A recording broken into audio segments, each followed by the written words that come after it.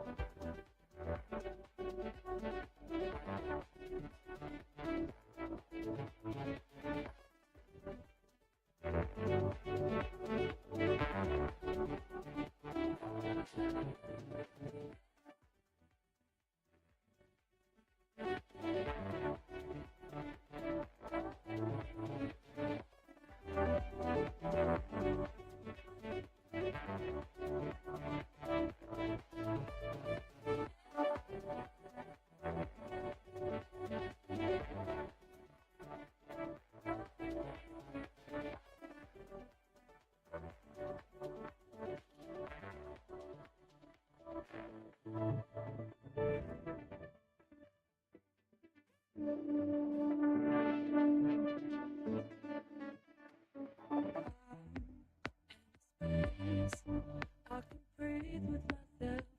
That's what I felt. No, I'm safe. Days I was shaking, they were foundation. No,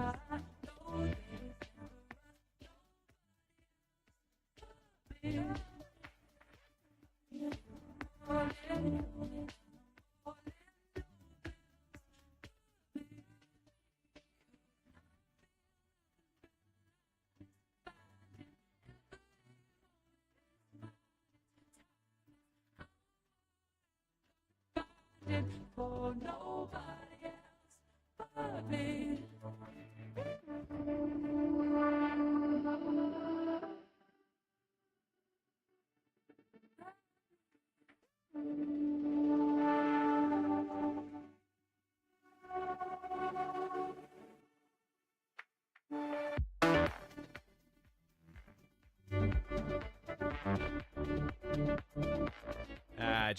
Check. Hopefully this is gonna work. Check. Check. Hello. Let's do some mic testing. Check. How's this doing? How's this sounding? I have a new mixer on board right now. It's gonna sound probably a little bit different. I'm so sorry. As per usual, we're just mixing it up constantly with the audio, dude. Mixing it up constantly. I'm using the M game. M audio. Hey, what's up? Welcome in. How is it? Can you hear me? Can you hear me? Over. Can you?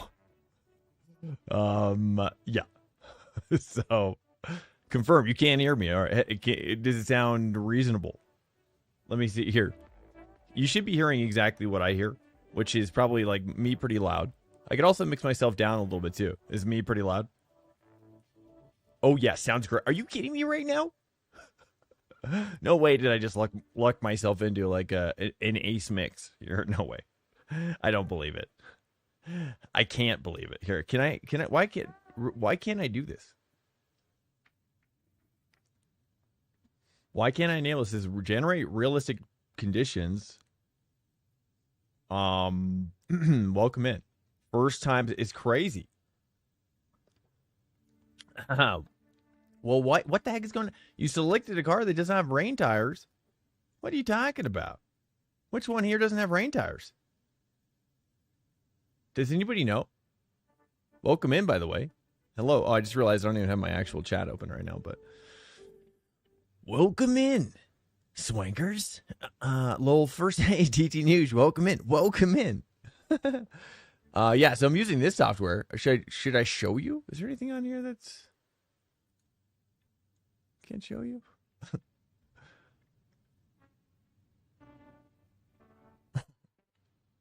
Just making sure here. I don't normally show this window, but maybe what I'll do is just tease this in here because this is through my this is this is the window in which I'm using the M game audio. So it's this type of thing. Hardware meter. Yeah, this should be working. I'm not sure why it isn't, but it's pretty cool. It's pretty full featured. It's by M Audio. This is what it looks like. You can kind of like zoom in on it. I could probably post a picture as well, but it's a pretty sick little system. It seems to work. And you know who referred me to it was so yeah, it's got these was Fajizzle. It was like $100 on Sweetwater. It was crazy.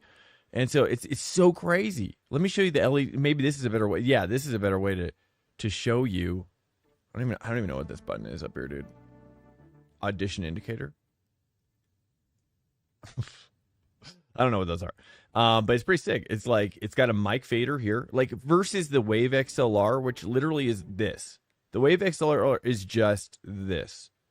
Okay. We're doing interlog. Oh, I'm so sorry. We should. Let me. You know what? Let me pump the brakes on this. Let me get the server started. A little teaser. A little teasy tease. Which by the way, which one of these cars is not rain ready, sirs? I'm not really sure. What is it? How is it? It's saying one of the tires. It says you select a car that does not have rain tires. So, okay, hold up.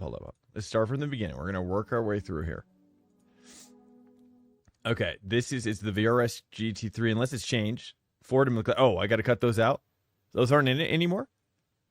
Are they dead? Are they dead? Are they officially dead now?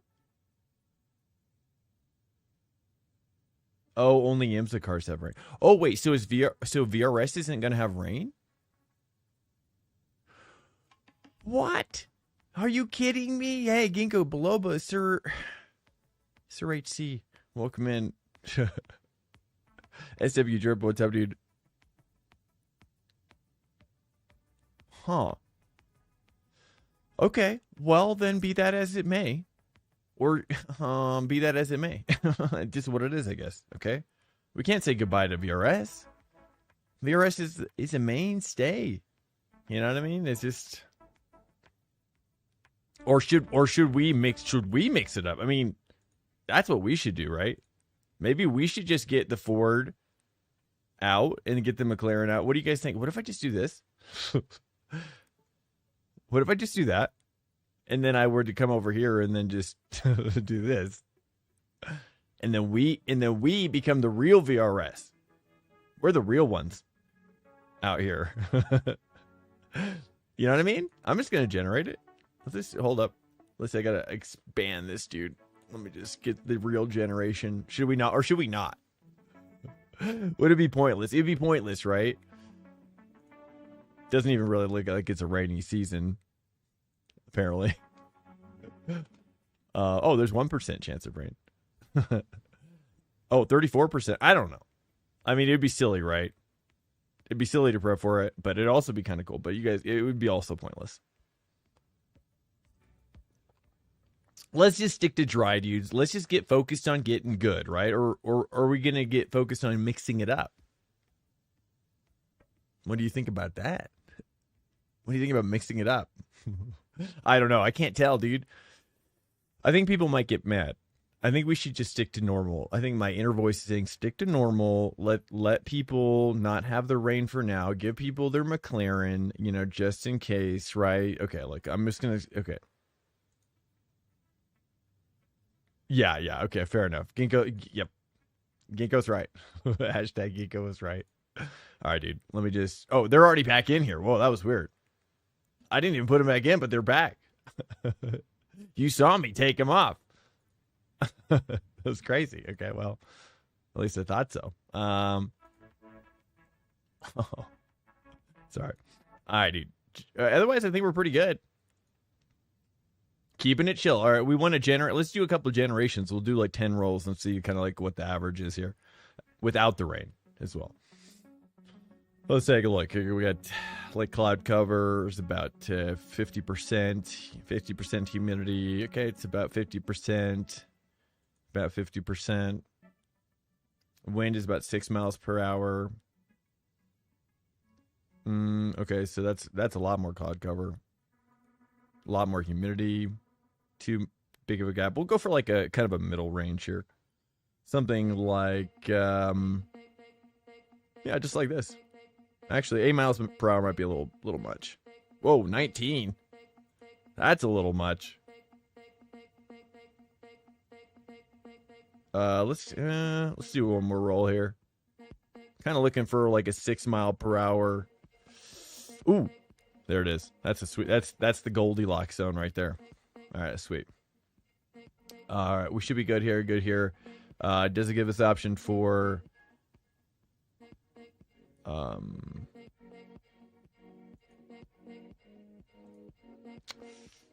what is the short lap thing? Braid lap? No, short. Okay, here we go, dude. Here we go. I'm gonna just check it out. Just check out. Make sure all the cars are in there. It's beautiful. Beautiful. They're all in there, dude. And we're doing no rain. Here we go. We're keeping it chill. Keeping it chillax. Hopefully I chose the right track.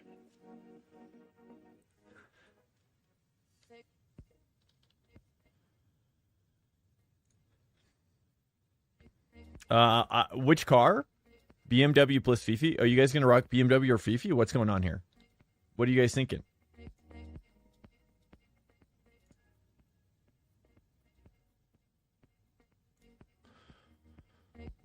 Oh, I'm so sorry. That might have been explosively explosive. Swank Trackday, dude. First VRS prep at Interlagos is live. Search Swank and host it.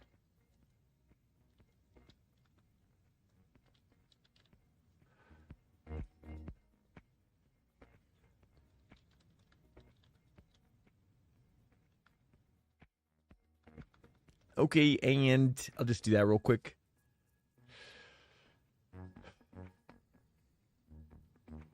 The Beamer. Oh man, you're inspiring me actually. Am I wrong to think that the Merc is going to dominate? Let's take a look at let's go to the G&G bop here. How is it sounding kind of like as I raise and lower my voice? We just switched out the mixer, so you're going to be probably hearing some different things kind of at the, the edges a little bit. Dude, this thing's insane though, guys. It's freaking crazy. This new mixer thing is insane. It's so much better. It connects to both my gaming PC and my streaming PC at the same time via USB. And it was a billion times easier to work with two PCs than the Wave XLR. I'm not even joking you. And I think most of the people who are buying it are really bad at audio, and so they're review bombing it because they don't know how to use it. But man, I tell you, I got this thing set up with this microphone. I'm not hearing any issues. I'm like, this thing's balling right out of the gate. Anyways, let's go to the G&G bop. So if you hear any issues, please let me know. If you have any, I'd be like, hey, Swank, it's sounding a little this. It's sounding a little bit like this. Basically, what's happening right now is that you're getting some extra noise suppression on it from OBS, from what I'm hearing. But from what I'm hearing, it sounds amazing. I almost don't even know if I need the noise suppression necessarily. I wonder if it's too strong. But it sounds perfect on my side. But I'm also worried about fan noise because we got a billion fans over here going. It's like 4 fans if you count the portable air conditioner. It's crazy. All right, we're going to bring in the boppage. Let me bring in the bop. Check it out. Here's the VRS boppage.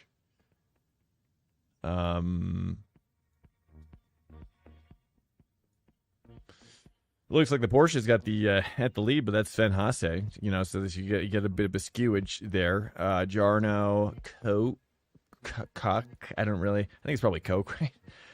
Ferrari 296, McLaren MP4, Nicholas Rublar. I mean, those are pretty. I mean, that's, you know, I mean, the Porsche, though. I mean, I was inclined to assume the Porsche was going to be my sweet baby Porsche out here. BMW, Lamborghini, you know, the mid pack, you know, probably be up in the front with the hoodlums. 42.7 and 42.9 for Audi and Mercedes respectively. So that's a negative on. It's a negative on Mercedes. It's a negative on Audi, I would say, and looks like a Ferrari. I bet Ferrari's probably pretty awesome. You're looking at Algarve? Oh. Now. Where's wait? Oh, dang it. Okay, let's rewind. And let's see, here we go. Ferrari 296 taking the lead. Nice. Jarno. Okay. Yeah, forget everything you just heard. BMW is the second. Nice. Ooh. 33 flat, you know? But that's really that's like 210s right now. But different drivers. Keep in mind, McLaren, and then a different driver down here. Rico's the last two, and then Sven. Ooh, looks like Porsche's actually on the bottom side. Lamborghinis. So yeah, we're looking at probably Ferrari then. I don't know. What do you think, Ferrari? You guys into Ferrari?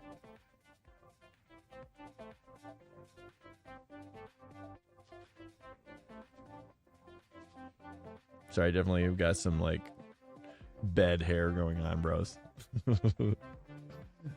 Okay. Sorry, I'm also like, I'm not fully sick. I wasn't fully sick. Sorry about Thursday. Sorry about Thursday, by the way. Hey, Coando. Elvis, sorry. I know your name's not Coanda. Welcome in here. Let me just download these real quick. Zoop.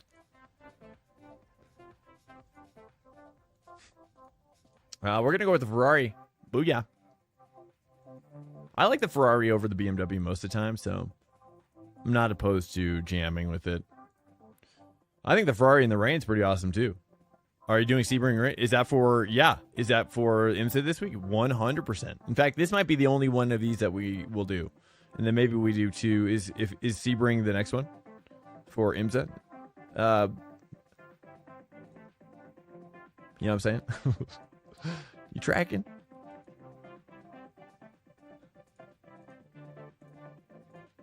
All right, here we go. We're gonna load up. We're loading. We're loading it. I still use Elvis's settings that he gave me for my wheel. Super amazing settings. Where's my? I've been using them ever since. They're beautiful. I've tried to tweak them, I've tried to tweak them out. Try to tweak them, but well, next week is Sebring 12, so let me take a look. Let me see here. I'm assuming it's probably this one, right? Yeah, here we go. Yeah, definitely. Yeah, it was fun, dude. I did a race with Max Verstappen on this for one of the during Fun Week. It was crazy, dude. It was crazy. Just thinking about it, just like, like I shared the track with him, I was like, oh, it gives me so much energy. All right, sorry.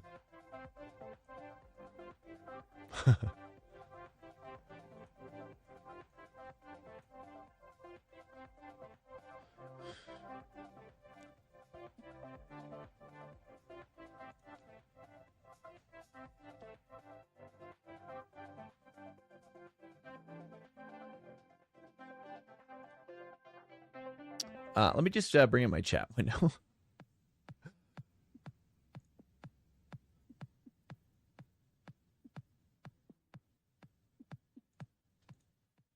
kind of I was pretty late today. Welcome in here, guys. Hopefully everybody's doing good out there. You know what I mean? Yeah, hey, Gio, welcome back. Welcome in, dude. Oh yeah, so should I talk about my mixer a little bit? Let me just share about this mixer a little bit. It's kind of sick, but I have no idea what the live caption thing. What is with that? It's been doing that. I don't know why. I haven't looked into why. Let me show you guys this thing. It's pretty sick. Basically, you'll have to kind of like zoom in on it over here, but this is the mixer. It's pretty sick. I mean, basically, this is like $50 cheaper than the Wave XLR, which I have as well, and I've been using and trying to work with a 2PC system, but it wasn't working. It wasn't working, and so I had this one that we had purchased for $100 on sale, and it was actually pretty sick. It's called the M Game Duo, and it's got a mic fader, it's got a master fader. I mean, really, the Wave XLR is just this. You know what I mean? The other crazy thing is that you can like change all these colors as well, which I need to change this one too. It's so crazy. Like you can change all the colors for like everything. Like everything. It's crazy. And then I can like do like crazy voice effects, which I'm not really sure I'm going to do. But then it's got like, it's got a fader for the game, which now works. Hopefully, I don't know if you guys will hopefully hear my... Can you guys hear the mute? You guys can hear the music, right? I might need to pipe in. Oh, you know what I just realized? So yeah, it's pretty sick, dude. It's pretty sick. And so if you're looking for a mixer, it's pretty cheap right now. And it's also got like a cussing button here as well if you're looking for that. Also can mute my mic, can do effects with it. It's crazy, dude. Fully featured mute buttons. And it all feels pretty good. Like the fader's still good. This feels good. And it worked, dude. I got it working in like 10 minutes. Like basically you just plug in both, it runs a USB to both computers. And then it adds audio stuff to both computers. And it just like works. I was like, dang, this is sick. I haven't listened to the mix yet, but it sounds good to my ear. I just mixed it to my ear. You know what I mean? For at least the most front for sure. Hey, Mr. Master Turtle, what's up? Gio, welcome in. What's up, man? Are you going to hop in here? Hop in here, my dude. Hop in here, my dude, please. Let's take a look. Yeah, absolutely beautiful piece of software, too. And I just have to say, like, it's got really bad reviews, but not many reviews. I think it's a new product, which is why they're trying to sell it for cheap right now, because they know it's a good product, but the only people buying it are, like, people who are, like, not good using gear like this. So it's like it's very easy to not set up your gear right, you know? And then for you to assume it's like the gear's fault. You know?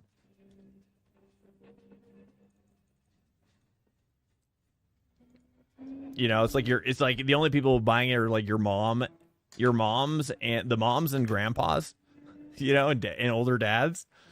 Like, and they're just like, they've never done production, but this is like a legitimate piece of kit. Legitimate. And they actually were trying to sell it for $250 initially, because that's probably actually what it's worth. They're probably going to try to find the market though. So the right now they're trying to sell it for $100. At least that's what it was for me at Sweetwater. So yeah, M Audio M Game Duo. If you run like a 2PC setup, is there anybody running a 2PC setup in here? Any 2PC setup people in here? Probably not many. It's kind of a dying breed, probably, but it's nice. I just like the fact that, like, I can, like my overlays right now, like I can, especially with the ultra wide, I can have my overlays off the screen. So it's like while you guys are seeing the entire ultra wide screen, I'm able to put the overlays on the edges into the black. So that's kind of that's something you wouldn't be able to do. I don't think. Maybe you could do that. Is your car electric? Because I can't hear it. Oh, you can't hear it? Stand by. Checkity check. Let me rev it out right here. Can't hear it at all. Well, even if it was electric. Hey, Raphael, what's up, man? Welcome in. Still no sound. Okay, copy that. Let me see if it's going through. Let me bring up my OBS here real quick. But you can hear me, though. Check it, check. It's so great. You can hear me perfectly. It looks like it's just quiet to you. I can see it. Can you hear it a little bit? Let me see.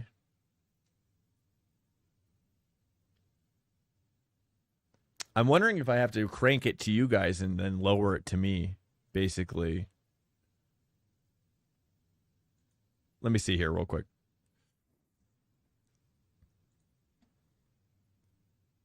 And I should be able to take this, and right now it's set to game.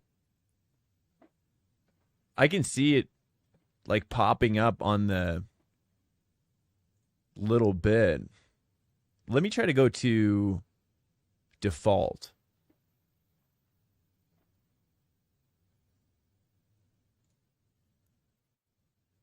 Or even, so you don't hear the music or anything either, is what you're saying. Do you hear the music?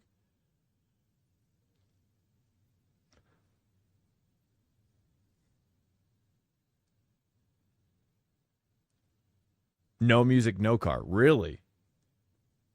I see. Well, interesting.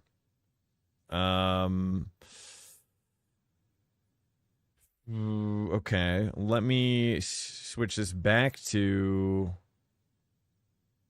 game here because it should be going through. It should be maybe through this here. Let me see. Oh, I have an idea. I know exactly why.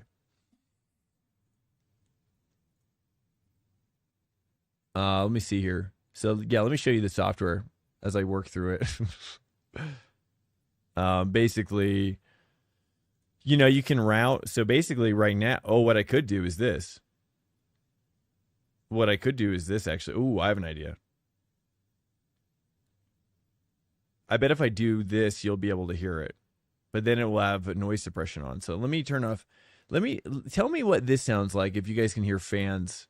You probably would be able to. Tell me if you can hear game now. Can you hear game now? That's alt. No. Still no. Check, check.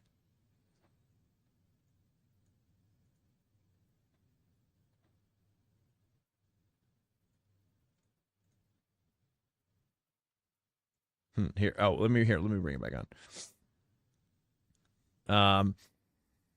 All right, so basically right now I've got this one coming through to the alt mix, and the alt mix is what you guys are hearing my voice through right now, and the stream mix is supposed to be coming through with these ones. And not sure what these are for. Audition indicator will light up. This is the equalizer, which that is on for my voice. Compressor noise gate are horrible with this thing. Fan to power is unnecessary. Hardware. Oh. Chat audio source. Game audio source. Yeah, game PC, game PC. I wonder if it's, I have an idea. Oh, you know what I could, check it. You know what I need to do?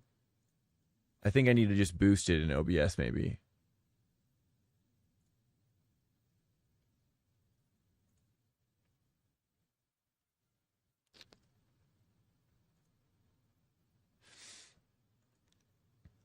Let me see if I can turn up because it's like maxed out right now, but I can't.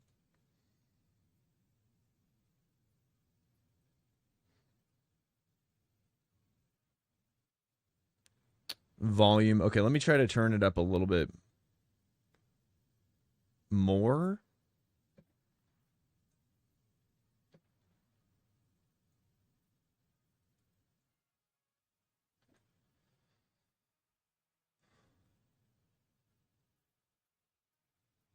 Okay, I got to figure out how to do my stream mix versus my PC mix. That's the only thing I'm not understanding right now. Says you guys might be getting like a really low mix. Now I can't hear anything. Negative. Bummer, dude. That was working. It was going so well. In my head, at least.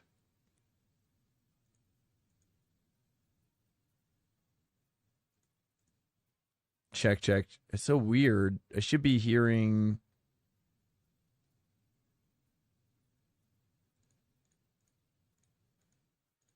Unless I'm listening to, well, how would I be? Oh, dude, we might be in complication zone now. Let me see if I can just figure this out really quickly. I definitely see it coming up here, though. No, I don't have it. No, I don't have it muted. No, I don't.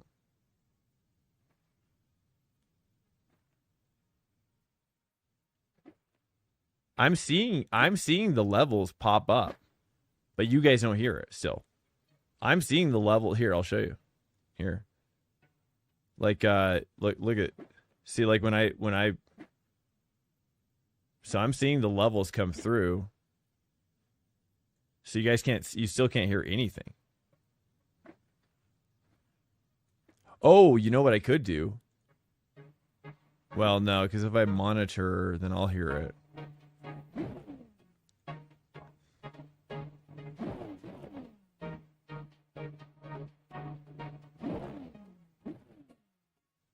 Let me just try to recycle. Let me see. One sec here.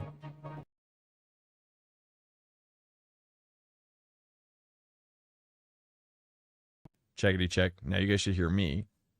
Check, check, check.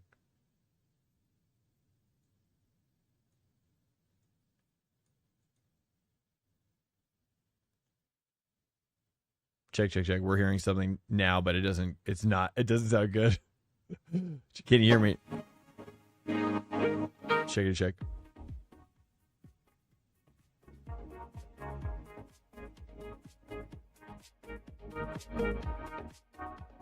Checkity check. And music now. Okay, you hear the music now. Okay, sweet. Choppy audio. Choppy music audio?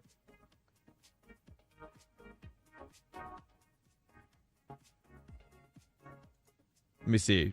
Checking filters. Oh, there is. Turned off. Oh, you're right, brother. It had all the filters on.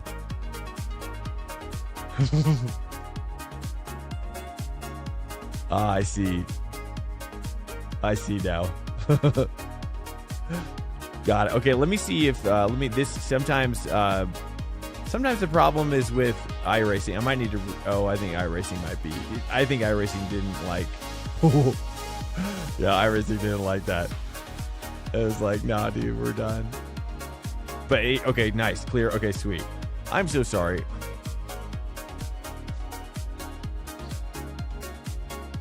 Yeah. Okay, here we go. Let me just make sure OBS. I need OBS to go through. I'm gonna send OBS through the chat one. I don't think that's right. Webcam 3. Input device. I don't know, dude. Sure.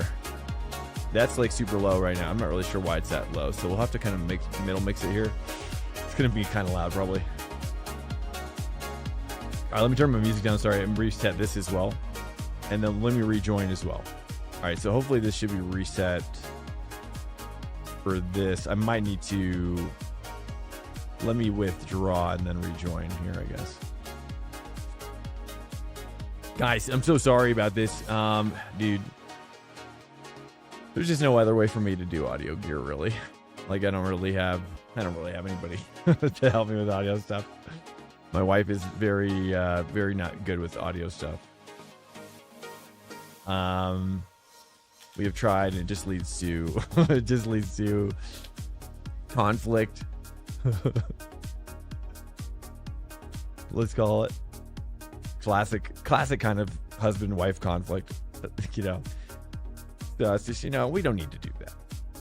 We don't need to have that kind of conflict. All right, here we go, dude. So sorry, guys. All right, Porsche. Register. Oh, wait. Oh, thank you. That's the one time where I actually appreciate it. No, just relax. Okay, good. Why does it say loading?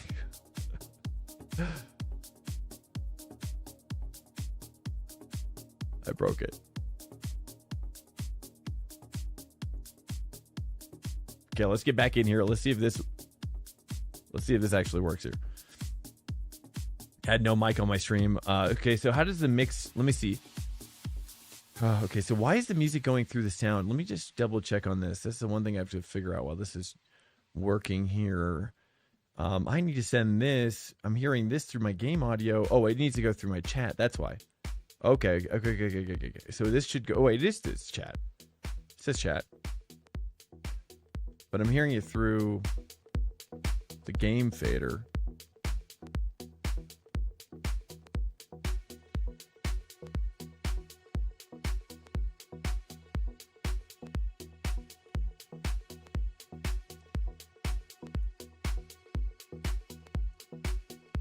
I'm hearing popping, but I can't tell if it's a song or not. I'm gonna skip the song.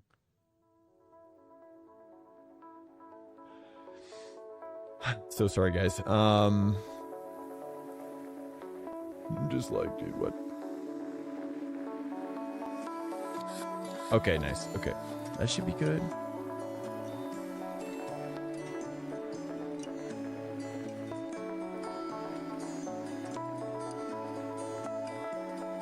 This should go to game. X2 to game sound.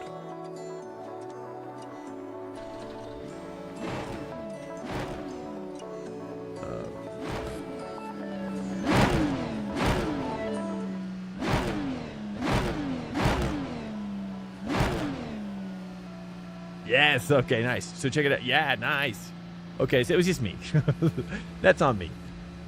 that was really my problem. That's not on the mixer. Just for the record. Changed one thing on my setup. It had no mic on my stream from yesterday at OBS. Dude, it's horrible. Mic stuff is horrible, man. I'm so sorry. Thank you guys for bearing with me. I appreciate it so much. So yeah, now I can just use this mixer, which, you know, for, you know, mix music up as well. And mix it down over here, dude. It's nice. It's really, really nice. I mean, it's a little higher than where I would like it. But it's nice. It's really nice. Nice. How's it sounding? Is everything all right? I mean, would you guys mix it any different? Is my voice a little too loud? I can see it being a little too loud right now. You let me know. Game audio is much higher. Okay, let me see. Keep to the left. Clear on the right. I can fix that. That's something I can fix, Kevin. Oh, you know what I need to do? Stand by. I know why. All right, let's try this now. I had it boosted. So now it should be much more level.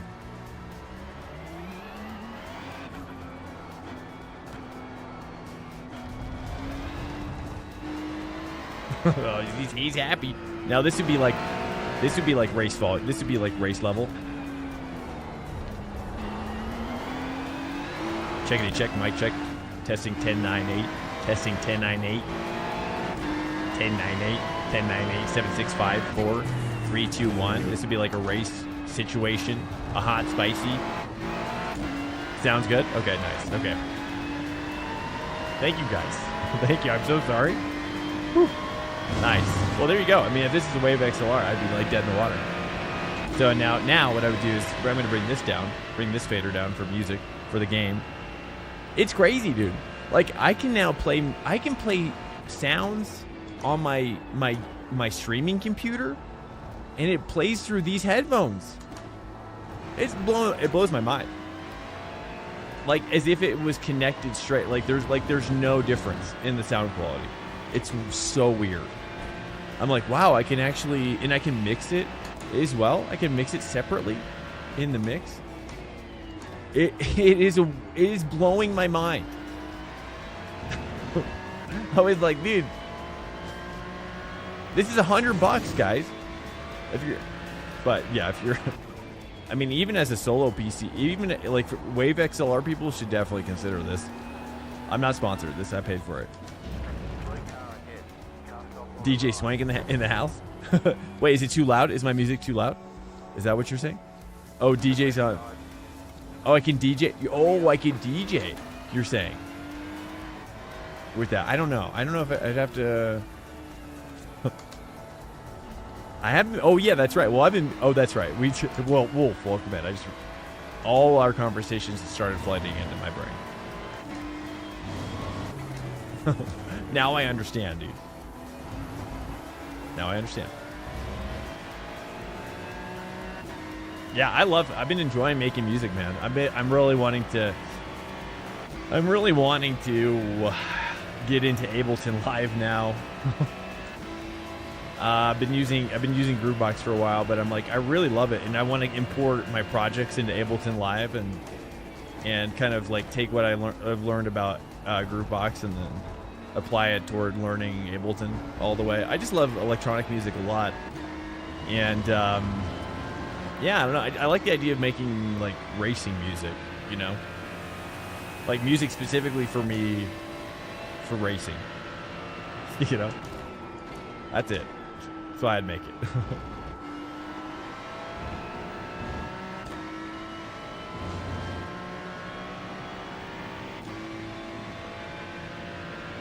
Ableton and Bitwig are the two most intuitive DAWs. I have not heard of Moth. Or, sorry, Bitwig. Sorry. You probably mean most. Bitwig. I haven't heard of that one. Is that the one that you shared with me? Or you guys just say DAWs. That's right. Cool people say DAWs. I just remembered.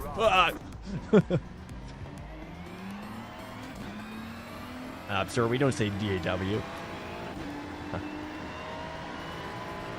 They used to work at Ableton. Oh, they did. Oh, that's sick. So yeah, I mean that sounds cool though too. I like the idea of, because I don't really know Ableton, so I like the idea of using something new. But you know, can it import Ableton projects basically as well? I'm sure this is probably not a super interesting conversation for many people, but apparently Mike Wolf is like this mega musician genius. Just throwing that out there. This guy's a genius, man. You gotta post that video you shared with me in the Discord, man. It blows my mind. I was like, what? Blows my mind. What's happening over in your? Yeah. So basically, yeah, Mike is like a EDM, or I don't know. I guess I'm not. Well, EDM. I use EDM as like a catch-all. Electronic music. Master German, seemingly well-connected German how do I say that? Electronic musician. Not electric, but it is electric as well. You should send me your music as well.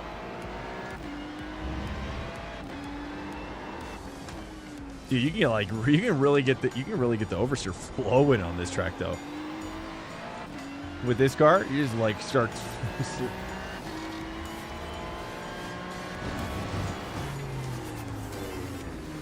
I don't know. I'm turning in too early.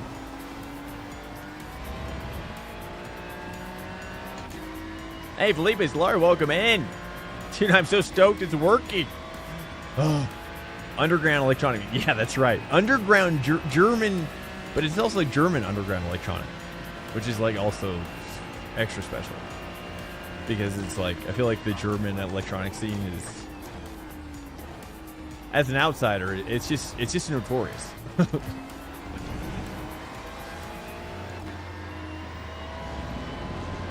It's notorious in so many ways. I test on the schedule of the series and it's raining. Wait, are you serious? Are they gonna have rain enabled, bro? Or are you saying keck?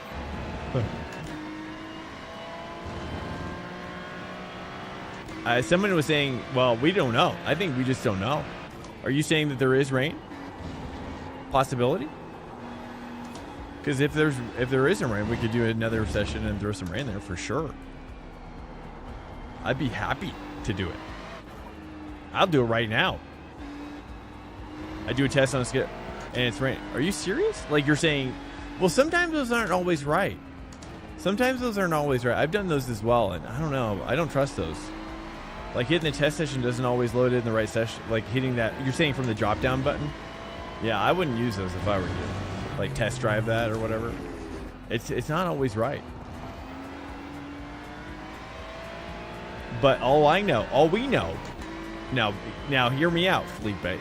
Hear me out. Now the reason why we were kind of figuring this is because Ford and McLaren aren't rain ready. That's what it was saying on the back end. So now it might be loading in that thinking that it's like, oh, you're just your car that you're doing, but if you try to do a test session with all the cars, it says no bueno.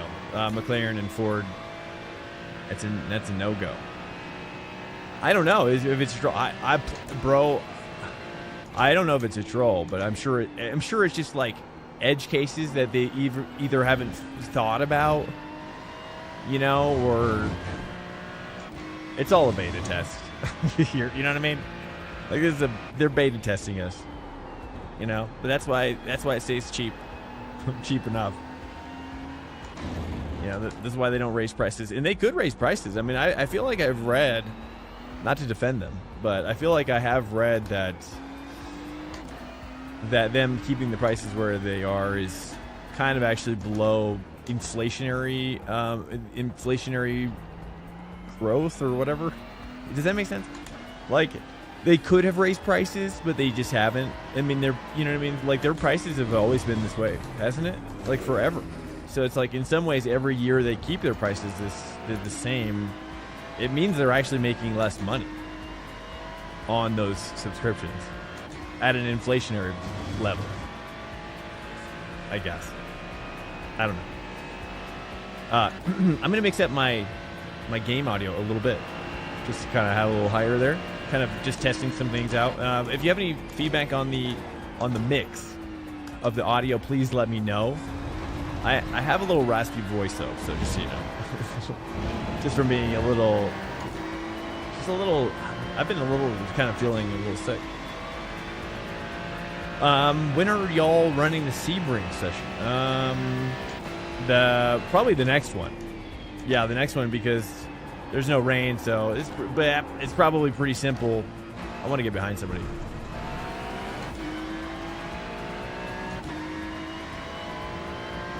Yeah, the next one. If there's no rain, there's no need to run it twice. At this point, for me at least, I think no rain is pretty straightforward. You know what I mean? Just kind of getting out here, getting your rubber warmed up a little bit. It's just free practice one. It's basically how I see it now. You know, it doesn't have to be anything fancy. You know, it's a test. It's a test and tune at best. You know, for the dry only, which is actually kind of cool. You know, to feel that way if you think about it. I think it's kind of cool. Do you think that's cool? I think it's cool to feel that way because let me show and tell. Because it gives me a confidence also as well to be able to get on pace faster maybe, or just to feel like less stressed about like a dry only race, I guess. I don't know. Does it make sense? Something like that. Where I'm just like, I'm able to feel like I can get on pace quicker in the dry. I'm less stressed out about it now. It's you know, whereas this was my whole world before. You know, whereas now rain is be like, okay, like dry is so easy now. You know what I mean? It's like, dude, like what was my problem before? Pre-rain. I was such a, you know, we were all kind of whiny. This is kind of my thought. I don't know. But now with the wet, it's like, oh man, we've got so much bigger fish to fry. The dry is the least. The dry is like 10% of our worries now. Is what I'm getting at. You know what I'm saying? Like it's so not even our worry anymore, per se. Obviously, if we want to win, and you're like, and you're driving for Coanda, like Elvis is, then second gear. Ooh, yeah. Hey, T1 with a passion. Where are you braking? I gotta go out wider, I think. I gotta stay second here as well. All right, now we gotta push a little bit. Probably won't be 47C in the official. This is 27C here.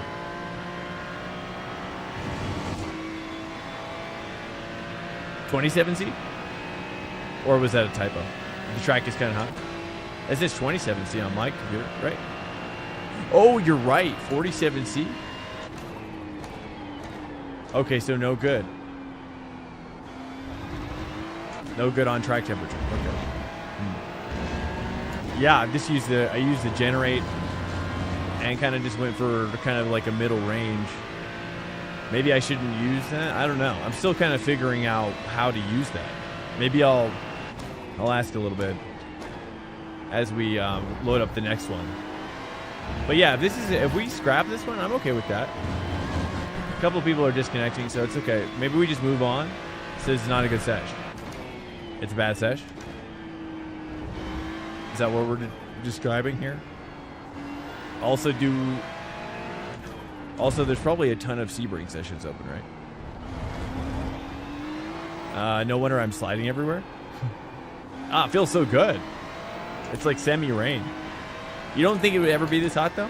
Like, I think with the weather, though, with the new weather system, you don't think it'll... I don't know. You don't think so? I mean, it's hard to say, right? I think we're all kind of... Like, from what I've heard, from what Mike Wolfenton has told me. Now, unless he's wrong, which I won't... It's hearsay at best from Mike, because he's hearing it from other people too. He's saying not to throw him in the pit. I don't want him to get hot. It does get this hot, he says. Home brand potato won't come in. I don't know. You certainly can brake late. I'm braking at 50C. I don't know if that's normal. Or 50. Sorry, I said 50C. I meant 50 meters. I did officials in PCAP last session. It was always 25 to 27. Well, yeah, but okay. What Mike was saying is that how it has been this last week with the weather is that the weather has been pretty fixed. Like it was like rolled at the beginning of the week, but nothing changed throughout the week. From what I understand now, since the update, now I could be wrong, is that I could be wrong, but it's now from the update, it's supposed to be like more variable throughout the week. So, I mean, heck if I know. I think we're all just, figuring it out. But yeah, I mean, if this is irrelevant, you know what I'm saying? It was always 25 to 27. I don't know. I don't know. I mean, I think it's probably going to take us all a couple weeks to kind of collate all of our shared knowledge into some sort of an algorithmic understanding. You know what I'm saying? Because that would be great. Because otherwise creating sessions is kind of difficult at this point for testing, I guess. But unless it's just kind of like we create more of like a fixed weather, or more engineered weather approach, I'm not sure. I guess we'll find out.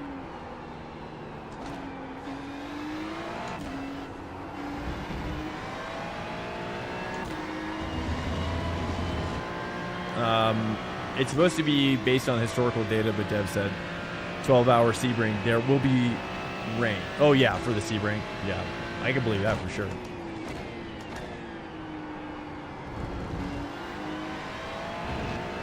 Although, I guess I hear there's not... Well, I guess there was no rain at the real Sebring, though, right? I mean, if the real Sebring happens, wouldn't they just want to replicate the weather of the real thing? That was my thought. It's like, why wouldn't you just replicate what happened with the real race? That'd be sick. At that point. Dude, I love how you can get some crazy oversteers, though. It's pretty wild. Like, it's like oversteering, but you also get a ton of grip. It's probably because my tires are melting. It's like a melty slide.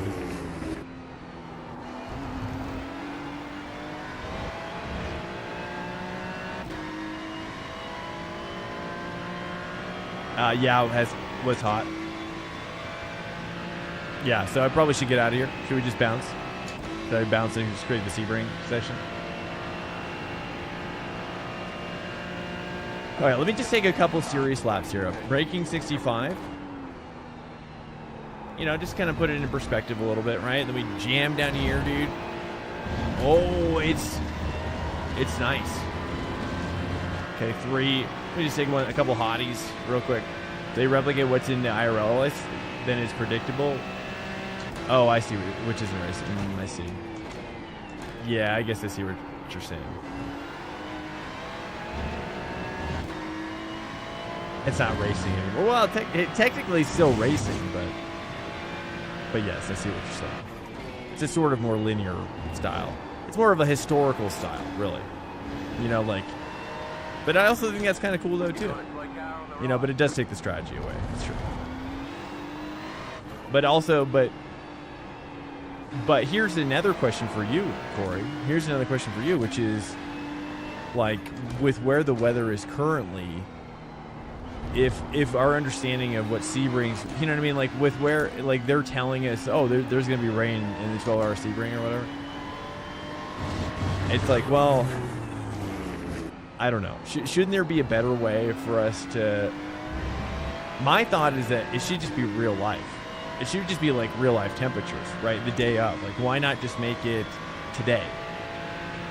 You know, like every day you do ranked or every day you do endurance. It's just the weather is that day, that relative time, but it's live weather. Or even what if you make time of day, dude, make time of day live.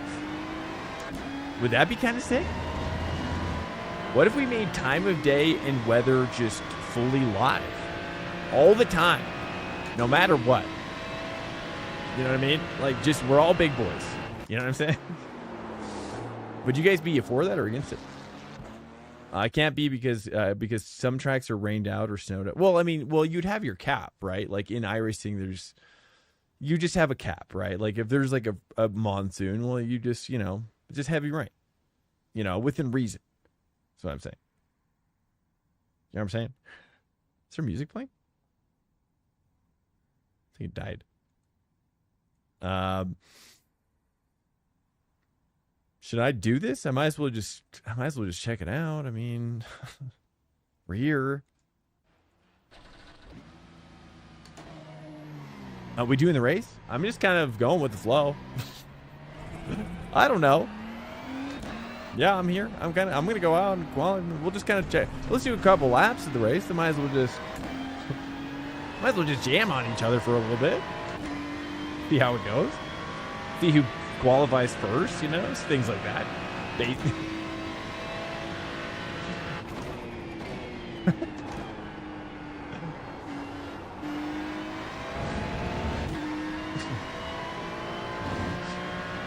This is like how I do chores. This is how I trick myself into doing chores. It works though. It's like these mental games.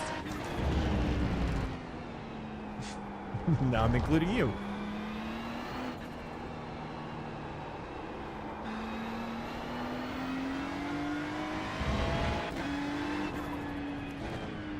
Is Owen, anybody know how Owen is doing? Owen Carroll? I've been curious about him. He's been following his recovery on Twitter. Seems like a kind of an intense situation.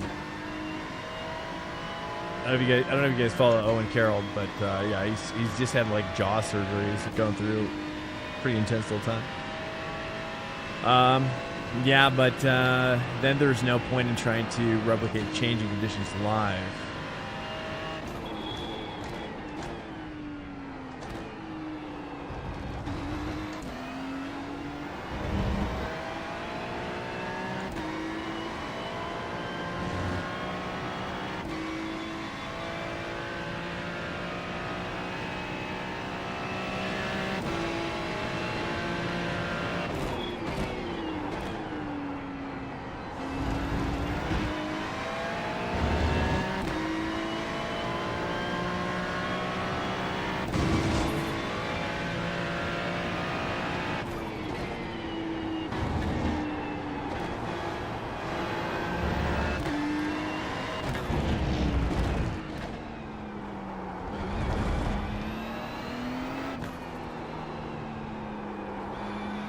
It doesn't feel dramatically different when it's colder to me. I mean, yeah, there's less grip, but the steering level is the same. Like the techniques are. Oh, I should go to first gear there. Maybe.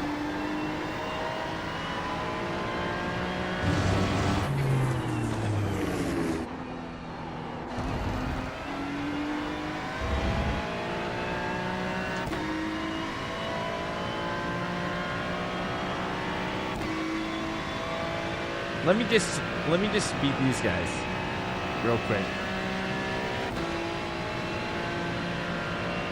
Actually, a pretty good soft in here right now. Should I say second?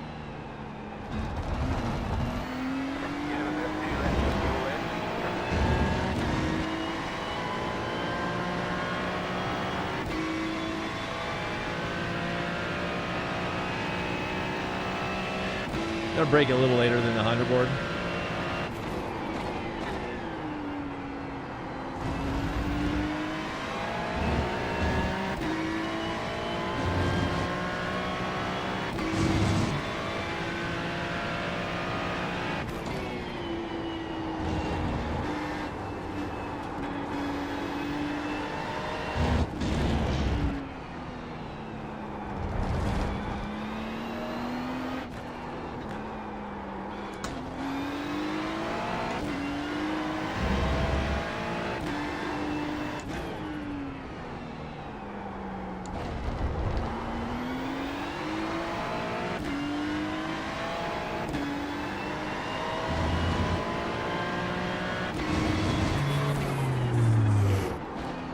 I should try to say 3 there. I just realized. Oh, shoot. I just had a flashback to Gregory Hobison telling me how to drive that corner. He's like, dude, don't take it in second gear.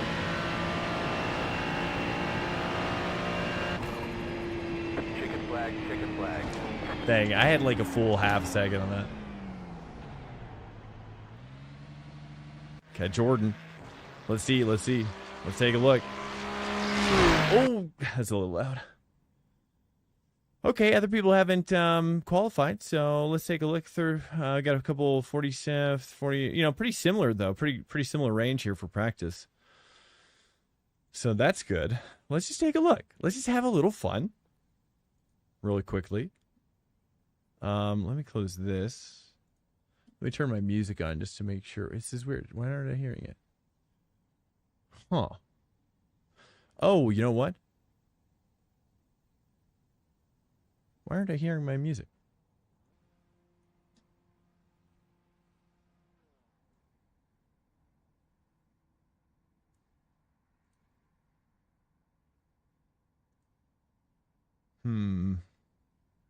Oh, wait.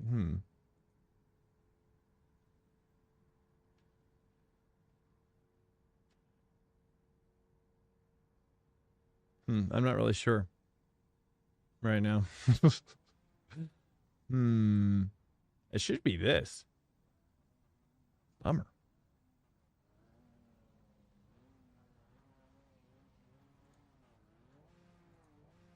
I wonder if I could put it here. Oh, I can hear it. Oh, and you guys can hear it too. I can hear it bouncing. I'll just leave it there for now. So this won't work, but... Huh, weird. Okay.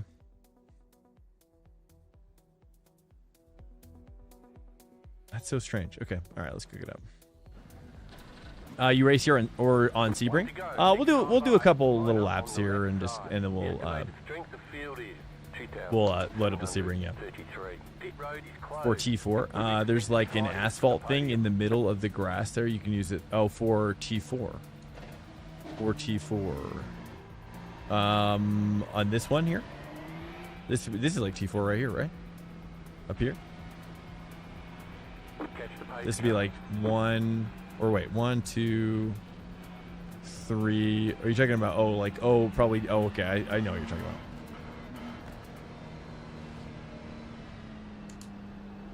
about. For which reference? For braking? Hey, Felipe, welcome in. You race here or on Sebring? We're gonna just do a quick little jam here, and then we'll switch over to Sebring.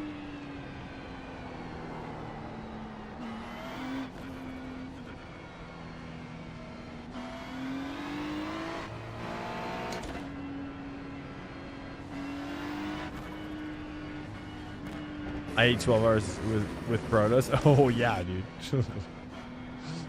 Yeah, I'm probably just gonna stick to GT3s. I've decided. I think the LMP2s are interesting, and are definitely drivable, more drivable in the rain than LMDH, I would say, and also probably more, but less interesting to me, I think, as well. It feels less difficult, and I think that I don't have enough time to probably pour into it. So I decided I'm just gonna stick with the GT3s for this season.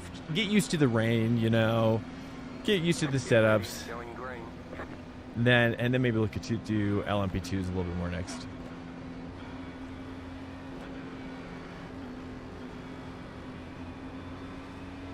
Red car is off. Green, green, green.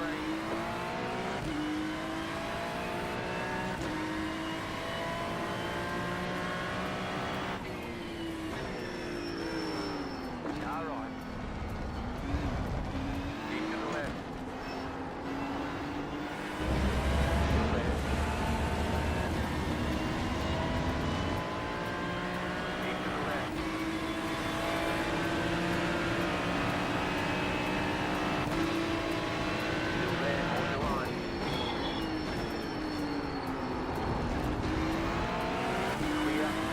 Beautiful.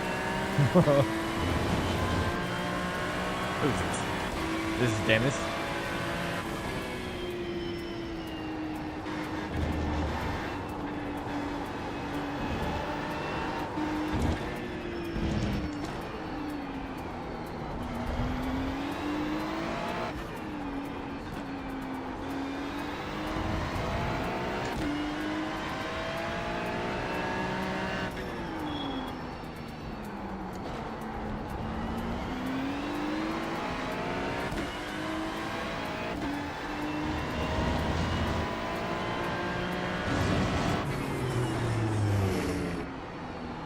I just feels like second for sure.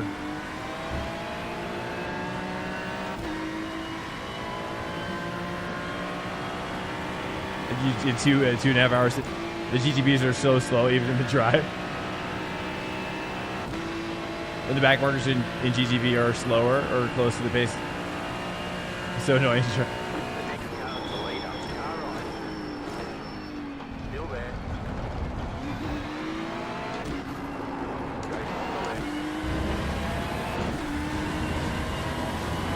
Oh, I held it, dude. I can't believe I held that. Oh, yeah, bro. No.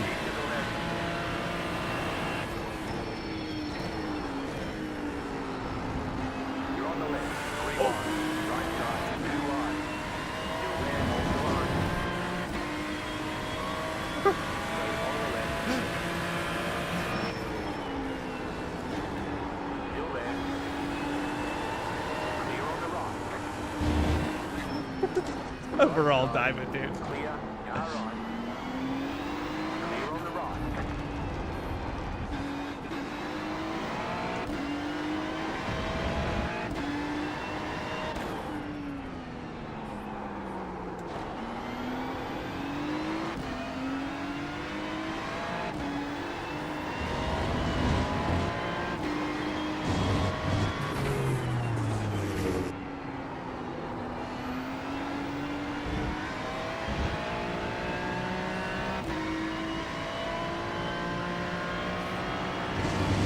It's pretty good racing.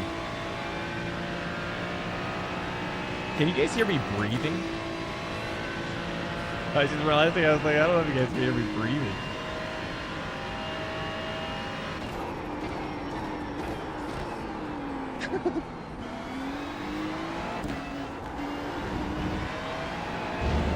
Give him the old pressure, dude. Hoop.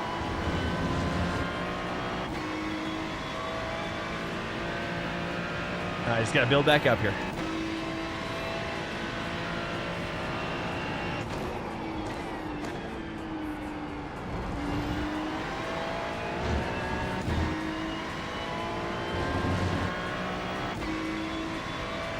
Here we go. Here we go.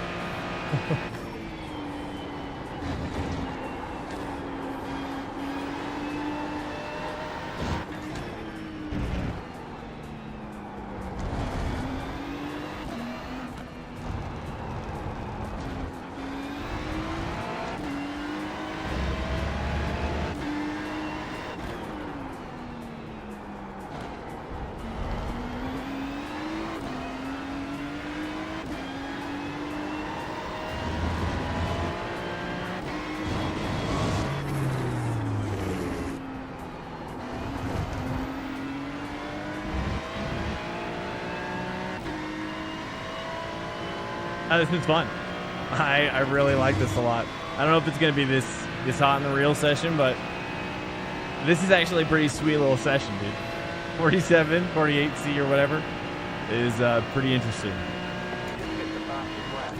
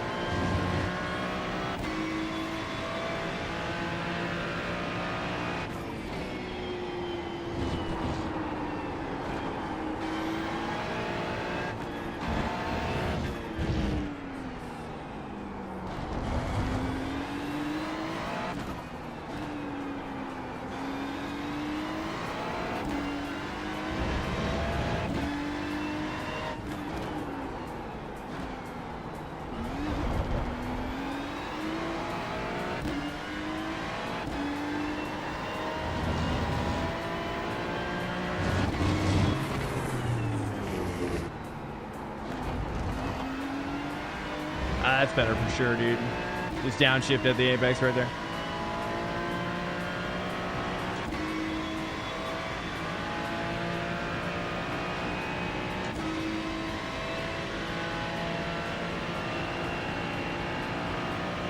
Is this Dennis from Lion GP? Can't remember his last name.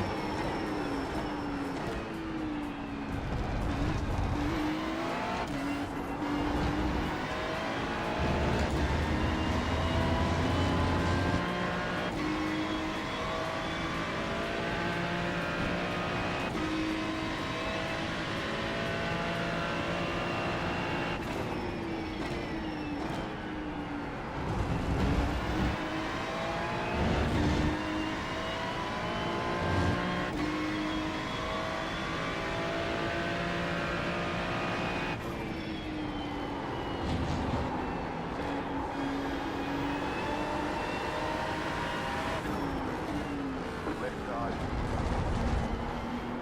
Still there, hold your line.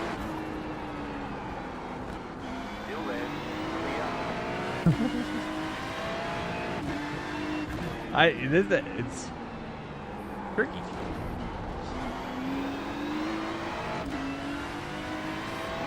A little bit tricky. Yeah, it's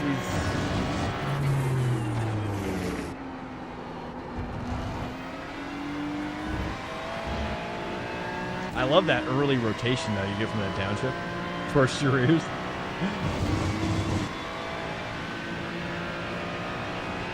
Yeah, it seems like the Ferrari's holding up pretty good. Feels great.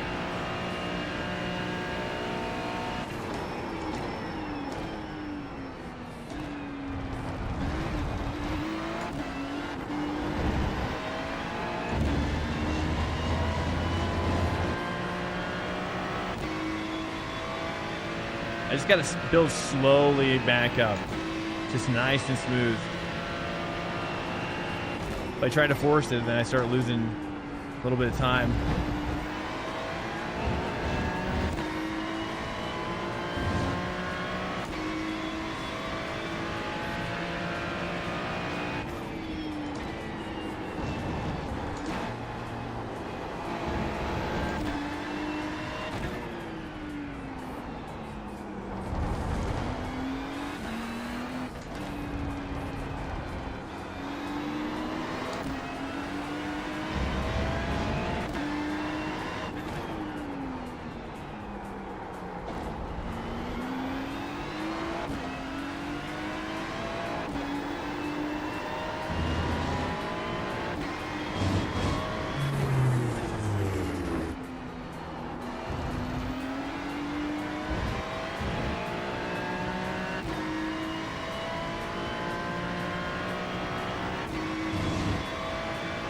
I should be like last lap here.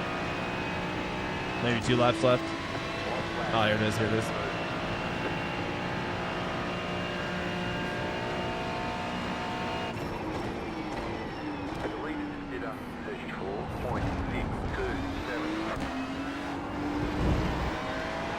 Oh, he's taking that so much better than me.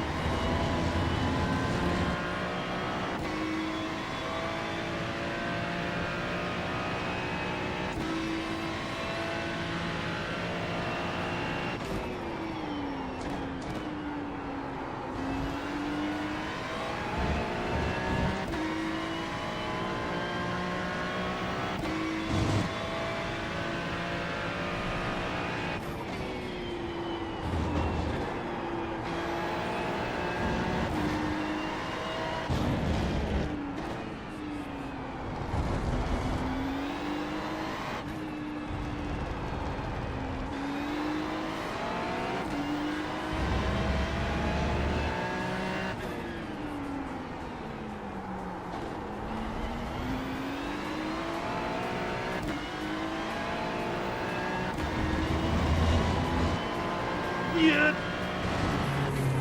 Holding 3, holding 3. Nice race, Dennis. GG, man. So tough. So tough to pass a good driver on this track.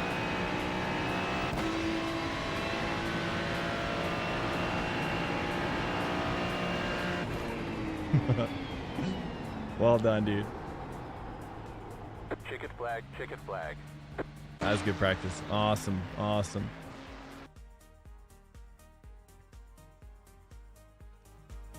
Sweet. Here we go, guys. Nice. That should be good for now. Chickadee check. Sweet. All right, guys. All right, so let's go ahead and withdraw from here.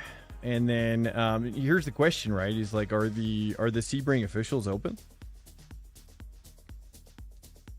Are the endurance sessions open yet for the team stuff?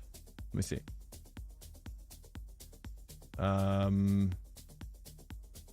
guess not. Sebring, I guess not.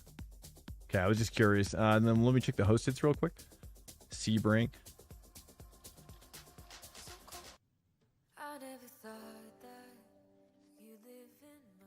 Let me see here. Sebring. This is all the Sebring stuff here. I just want to see what all sessions were up at the moment, just so we don't compete too heavily. We got basically one session. This is a 6-hour session. There's only 18 dudes in here. You know, but it's 4 hours of dry, then 4 hours of wet. That's no good.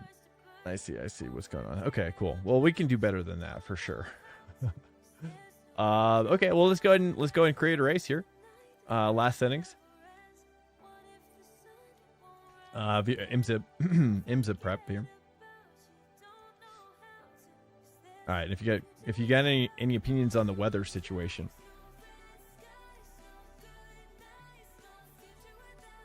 Welcome in, guys. If you're just joining us, this is OpenTrackday day for Sunday. Again, if you have any opinions on the microphone stuff, feel free to. I don't have any sort of special. I just have a background. I probably should put like a de-esser on. The S's might be a little. I might need to mix it a little bit as well. If you have any opinions on the equalizing of my voice, please give me that as well. I'm trying to work on my S's to be not so, like, you know, harsh.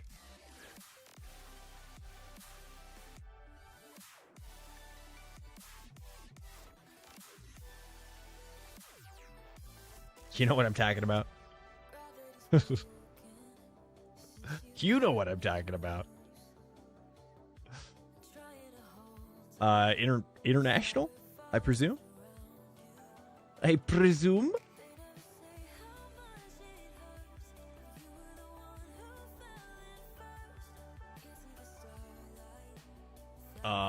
Okay, we'll wait on the time. I'll put the time. Actually, that's basically it, right? Because then you do that and you do that. And then you do this, and then you got to make sure parade lap is short. I always forget that one on that screen. Booyah, booyah. And then, okay, let's get the time of day. So, yeah, opinions on time of day. Dwayne Gretzky, welcome in. Dude, Wayne Gretzky is awesome, by the way. That guy was, he was a little bit before my time, but he was amazing toward the end, like, of what I saw. Like, the end of his career was, he's just such a great guy. That's what I'm trying to say. Okay, so let me get the official time situation here. Time situation. Let's get the schedule. All right, chickadee check. Let's take a look at the it's sunset race. April 1st, 2024, 7:40 p.m.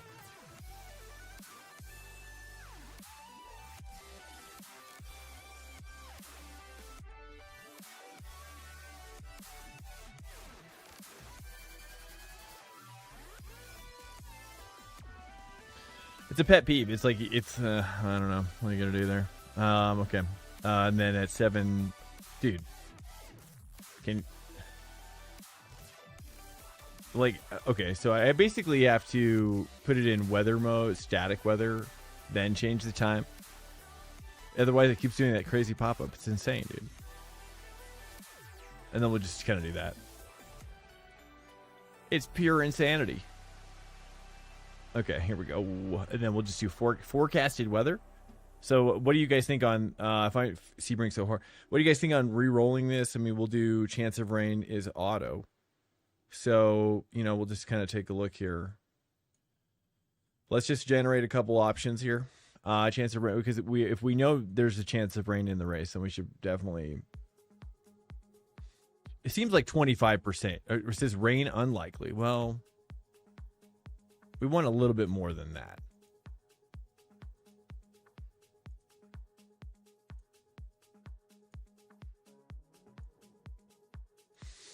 Does anybody know the time of day for the Sebring, the actual Sebring 24? Is it the same as what they're doing for this? I would take it. Is it also April 1st?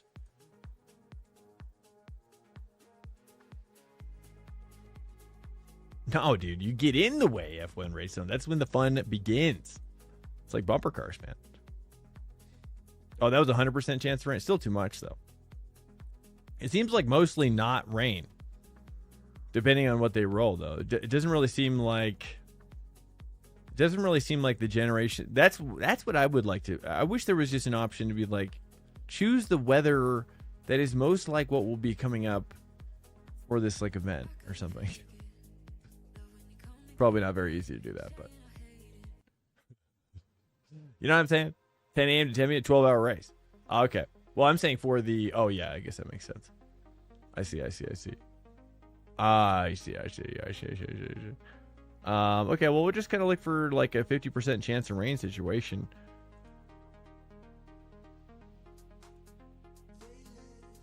It seems like it's not going to happen, though. I mean, it's very... I would say, based on what I'm seeing so far, is rain is very not likely.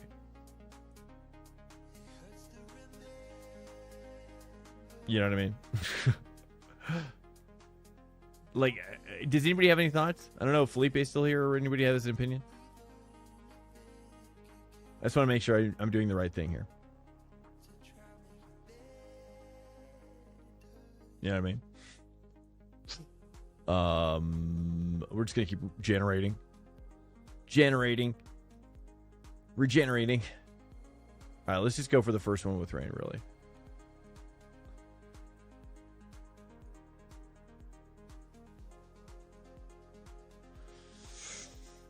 It's like a casino. Or should I just, I mean... Oh, 17%. That's not enough, right? We need to have more than 17%, right? Oh, there it is, 50%. Yes. Got it. Most cloudy. Scattered showers. Yes. That's exactly what... Is everybody happy with this? But the problem is I mean, it doesn't really tell you anything about temperature, though. Right? Like, is there any way to... This is, view forecast, though. So we could see 73 degrees. 73 degrees. 30% temperature or 30% precipitation. You know, it's pretty mild. You know, I mean that feels true to life with Florida, but just heavy humidity, right? I'm not sure you can use it to make a public log. I don't know. Probably not easily. I guess we're just gonna rock this, and then what I might just do is, you know, for sake of ease, we'll just kind of create this as like a. Should we just make this a 2-hour session, or do I have to regenerate every time? No, I don't. Sweet. Okay, that's nice. Okay, make it 2 hours. I think we should make it 2 hours, just based on, just to like, it might take a while to get a lot of people in the sesh. You know, let's do a 20-minute race, or like let's do like a 15-minute, or you know what, screw it. Let's make it a 20, and then we'll do 10 over here and just keep it simple, dude. We're gonna keep it simple. Okay, here we go. Do you guys hear any of my fan noise in my microphone? Okay, here we go. IMSA prep. I'll just check it out. If we need to make any modifications or whatever, dude, we'll just, I don't know. We'll figure it out. Checking out. At least it's like the only Sebring session currently, though. There's another one that just started here, but we don't need to talk about that one. Don't look at that one.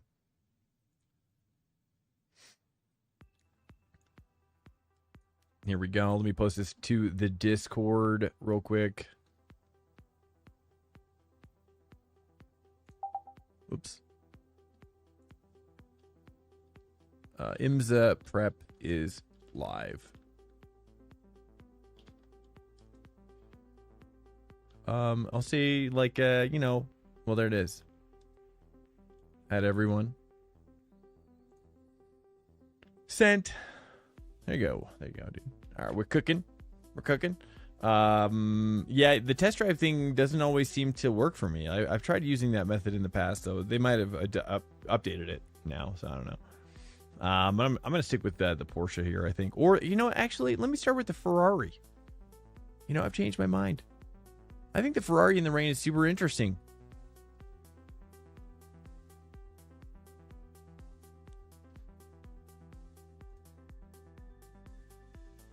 Thoughts, or do you think I should rock the yeah, screw it. Maybe I should just stick with the Porsche, dude. You know, I'm gonna stick with the Porsche. Or now, you know what?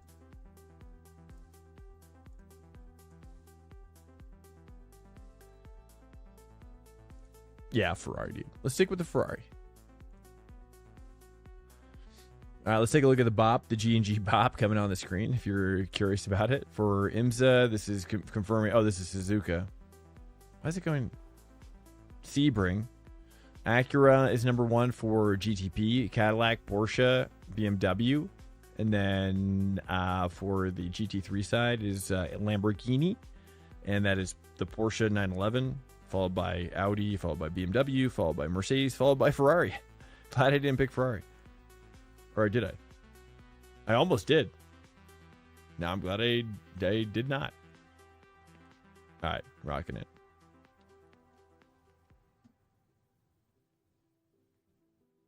All right, let me download these setups real quick, dude. Well, welcome in here, guys. I'm not sure if you're chilling or whatever, but you know, if you have any, we just switched to a new mixer here as well. Here, I'll show you guys. See if you didn't see it earlier, I'll show you. It's pretty crazy. I think you're getting a lot more of the harsher. You know what I should do is this. I'll just show you guys.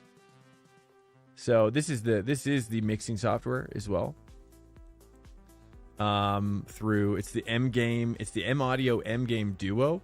And so it connects to both my PCs at the same time, which is kind of crazy. So currently, oh, you know, there's actually, I didn't realize, but there is a little bit more on the high end. So I can actually mix this live and hear it. Check. Mixing it live down the S's a little bit. Check. The highs, bringing the highs down a little bit. Check. I think that's already better, isn't it? It's not, I think it just got mixed up a little too high. At least for my voice, maybe. I don't know. Thoughts on that? Check. I've taken the lows down a little bit. I should just kind of put it at medium again. Let me see what medium is like. My voice is kind of boomy though, so I don't know. Let me just take it all out though. Crap. Well, yeah, here is basically middle. This is with the mids dropped a tiny bit and the highs basically neutralized. Check, check, check. Microphone. I think that sounds all right. Well, I sometimes get a little whistle though if I don't pay attention to it, which is a bummer, but it's what it is. All right, let me do this, which is we're gonna do Sebring race, and then we'll do dry. Awesome. All right, session is up, dude. Welcome in, guys. Welcome in. Hey, if you're new here, feel free to talk about whatever. I'll say, and if you're new, feel free. This is an all ratings test session, so feel free to, share with your friends as well if you have any friends. Which, because, other than you guys, let me see here.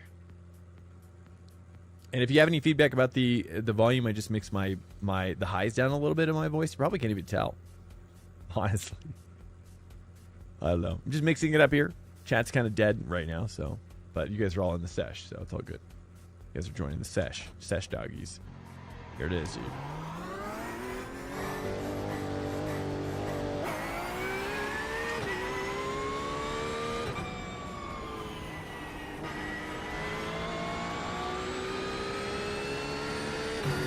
Cooking dinner? Okay, copy that. Well, it's all good.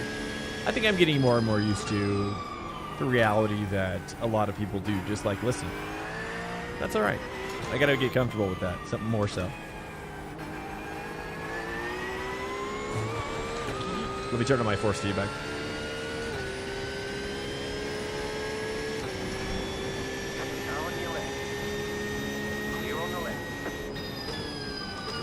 It's like, can I even drive? Can I even drive the dry line anymore? It's so crazy driving the it's just so insane. Driving the dry line and dry here right now is so crazy to me. It versus driving it wet, it's just unbelievable the difference. It's like with no rain, you're like, oh man, it's like my new favorite track. But with rain, it's like it's horrible. You watch it? No, I haven't. All C class with the Mazda. Nice. Hey, Sauce, welcome in. And the SRF. Oh, nice. The SRF. What is SRF? Is that the? Is that a Radical? Are you talking about the Radical? Might get a GT3 car. Nice. Yeah, nice, dude. Yeah, I mean, you really can't go wrong. All the tracks in GT3 are pretty much the most popular tracks on the service. So, like, you really can't go wrong pretty much buying anything on the schedule for GT3 because these are, like, the most driven tracks in this series. And for IMSA. Well, for VRS and IMSA, really. You know, they just all use them, and because all the drivers are voting for it in the what is it, the forums, I guess. You know, so it's always the the most common or most common denominator. Is it denominator? Yeah.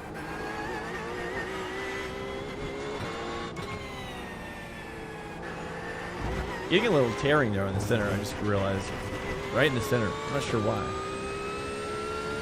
Oh, the frames are dropping a little bit. Spec 4 Racer. Okay. Oh, SCCA. Nice. Yeah, I've actually been wanting to do... It's just really hard for me. I've been wanting to do more GT4 and whatnot, kind of like Daniel Gray likes to mix it up more like that, and I think that's interesting, but it's really hard for me. The relative speed is just so different, when you're used to GT3.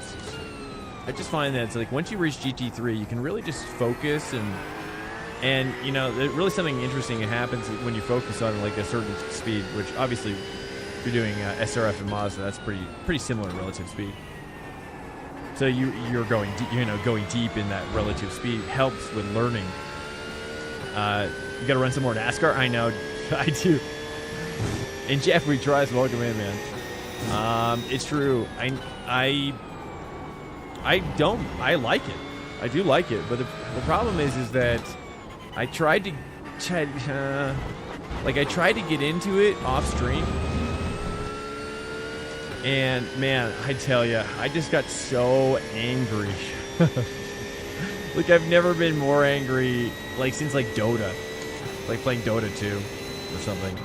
It was like there were just like 2 or 3 things, like a couple races. It's just Oval is very frustrating to me. Ultimately, I do like this. I do like the racing, but it can be very frustrating in weird ways. That doesn't appeal to my personality's strengths. Let's just call it. Appeals to my personality's weaknesses, if you know what I'm saying. Brings out the worst of me, is what I'm saying, specifically. That's the hardest part. I'm gonna just come out and say it. It's also tricky though too, but there's a lot I do love about it.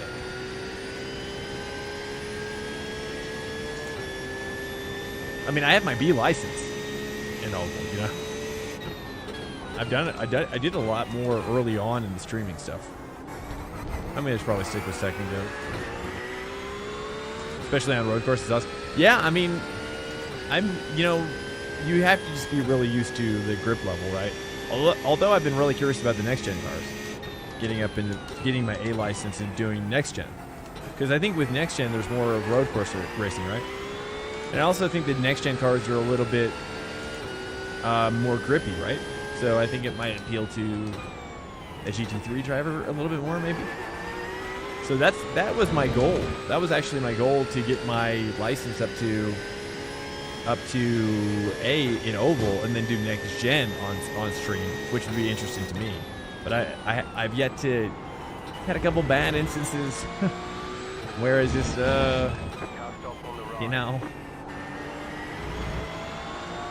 it's just what it is.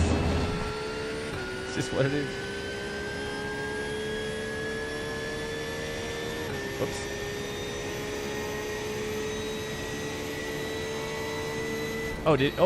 Increase my, wait, what? How do I, checkity check. Okay, that's better. I don't know why it increased the highs back up for me. I must have accidentally done it. Alright, that might be better. Checkity check, yeah. Especially on high road courses, it's awesome. Yeah, it looks, I'm definitely interested. I'm just kind of stuck in I feel like the Xfinity Oval is kind of not, it's just, am I wrong to think that Xfinity Oval is very different than where next gen is at, like in terms of relative, like what you're racing week to week, or is it pretty Oval centric still on for next gen? Well, either way. Clear on the right.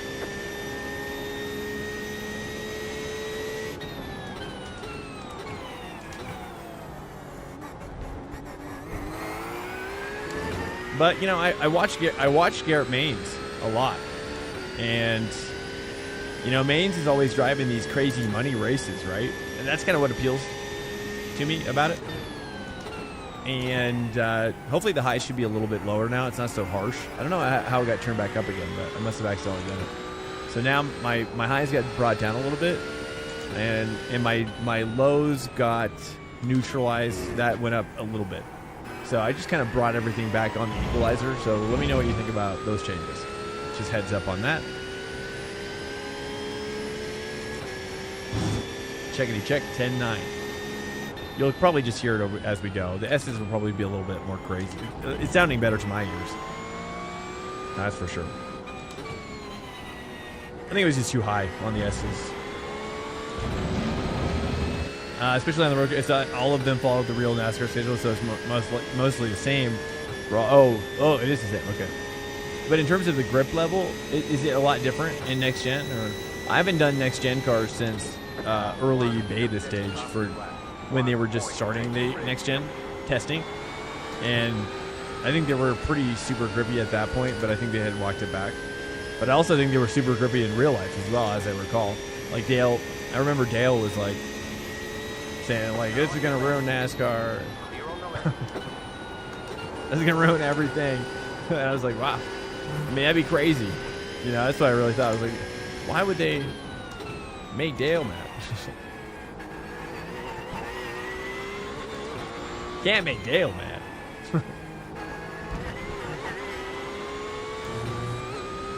No difference on the laptop there. Okay. Is it still pretty harsh on the S's though, do you think? Or do you think it's just in my head? I can't tell. I'm obviously hearing something a little different, I'm sure. But you're like, bro. Hey, Fajizzle, what's up? Welcome in. Dude, can I show you something? Check it out. Check it out, brother. Check it out, my dude. Look what is in play right now, my dude. Whoops. Hold on. Look what's in play right now, my dude. This bad boy. The duo. Isn't that crazy? Isn't that crazy, dude? This thing's insane. You were right, man. Whoops. You're right. Dude, for Jizzle, he hooked me up with this link for $100. Got this mixer, man. I think you're right. I think the reviews that are currently bad on this device are because the moms and the dads and the grandpas and the grandmas are buying it. And they don't know how to work it, dude. They don't know how to work this thing. And then none of the pros are buying it because it was, I think, initially too expensive. And then M-Audio doesn't have really the best reputation right now. They haven't really been in the game. You know, they're in kind of like more of the synthesizer game, right? It's got a learning curve. Dude, I just watched, honestly, yeah, a little bit of a learning curve, that's for sure. But I watched just some of their videos were so great that it got me up and running in like 10 minutes. I pulled out the Wave XLR and I was like, all right, here we go. It was on Saturday, dude. I was done and dusted in like an hour. I was like, what? It was so easy. It was incredible. I should clip this and send it to him. Seriously, it's so impressive. You know, and then the fact that it connects to both PCs, dude, it just makes it so easy. I was like, oh, this is exactly what I've been looking for Jizzle. Crazy, man. And the fact that it's so cheap, I mean, I know, like, from what I'm seeing, from what I'm gathering based on my research, is that they launched the product at what they think it's worth based on market factors, which is around $250, which I can believe, right? Because they're probably targeting they're targeting the Roadcaster, they're a Roadcaster device, you know, basically, you know, that's probably the closest thing that I've seen on the market to it, right? Am I wrong? Royce, how you like it? Dude, I love it. I mean, what do you think, Fajil? How's it sounding to you? I've got it mixed pretty well right now. I mean, it could need some tweaking, but I mean, it's pretty much, you know, I can probably turn the S's down, the highs down a tiny bit, but it's not bad. I mean, I wouldn't be surprised if I rocked up to like a radio station, and this is the mix that I heard in the cans, then this would be, I wouldn't be surprised. Like this is. It might be too radio-y, though. You know what I mean?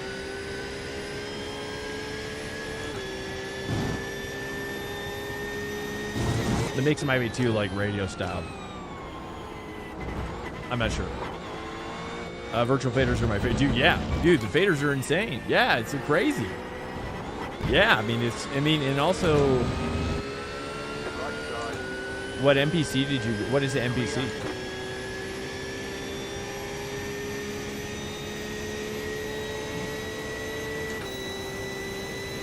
Are you talking about, so I have no idea what an MPC is.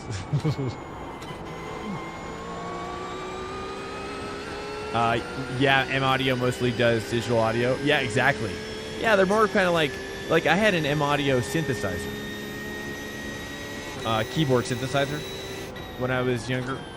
Like, that's kind of more the side, like, they make some speakers probably. You know, they're kind of like a... kind of an audio-centric Logitech, I guess. I would say, like, very similar in terms of you know, like they've always had kind of gear that's, you know, it's definitely made for a price point, but it's also never given me problems when I've used their gear. You know what I mean? So I was like, you know, it's just been a while since I've used M Audio, and I was like, well, I mean, what? Literally, the Rodecaster Duo. Look how expensive that thing is, dude. They're like $400 minimum. Can get you into having a stream, like a duo stream. This is $100 for a dual PC. Are you kidding me? It's crazy. The next gen. So we'll see how it.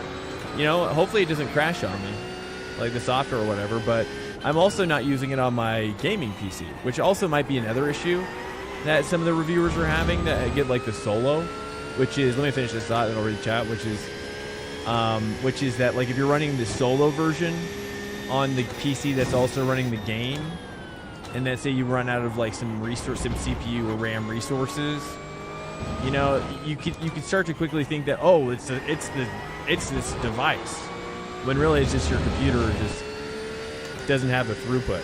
You know, when you're talking about audio processing, as Wolf knows, you want to make sure you got extra throughput. You gotta have headroom on your processing when you're talking about audio. You know what I'm talking about. Otherwise you get weird digitization problems or skipping or buffering, things like that.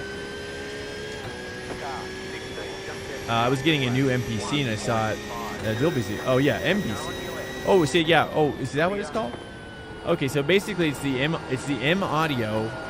If you want to look it up, it's called the M Audio M-Game Duo, and I bought mine from Sweetwater, and I almost sent it back because I had the Wave XLR, but the Wave XLR just kept on. It just couldn't. It just was not easy to set it up for a dual PC, and I was like, man, I just needed something that was a lot better for dual PC than that. And it was just kind of making it worse, and I had to use NDI again, and I didn't want to use NDI, you know, and then, you know, in the box, I was like, fine. I heard Fajizzle's voice. He's like, dude, try it. You're going to love it. And so I busted it out, you know, and uninstalled all the Wavelink software. And dude, this thing is the real deal. You know, as long as you mix your mic, I think the problem for a lot of people I've seen in the reviews is that they didn't like preamp their mic well enough, and so they think like, oh, it's my voice, my microphone's crackling, but it's just probably because it's peaking, and they don't really know. So it's like, well, so poor M Audio, you know, they're trying to remarket themselves a little bit toward this higher end market. But all the older customers that are probably buy all their older gear are buying it for their grandsons. And it's like, dude, this is not for your grandsons. Well, I guess I am a grandson, so I don't know. More for your sons. Audio nerd here. I just joined the chat. What is the device we're talking? We are talking about. Don't blame Manny. Welcome in. I'm talking about the M Audio M-Game Duo. Yeah. And it's just a single XLR device, so it's not really for podcasting or anything. You know, you'd have to go to Rodecaster for that. You know, that's for like a $600, like the Rodecaster Pro 2. The Rodecaster Pro 2 would be like, yeah.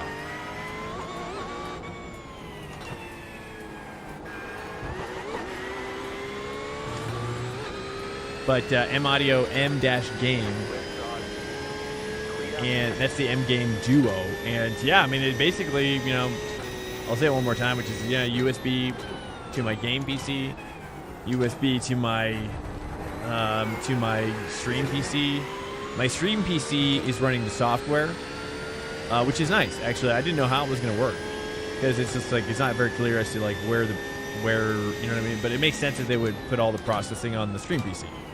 So that's nice. So it makes it so all the processing is on my stream PC, and there's no like headroom needed on my gaming PC, which is exactly what the whole point of it is.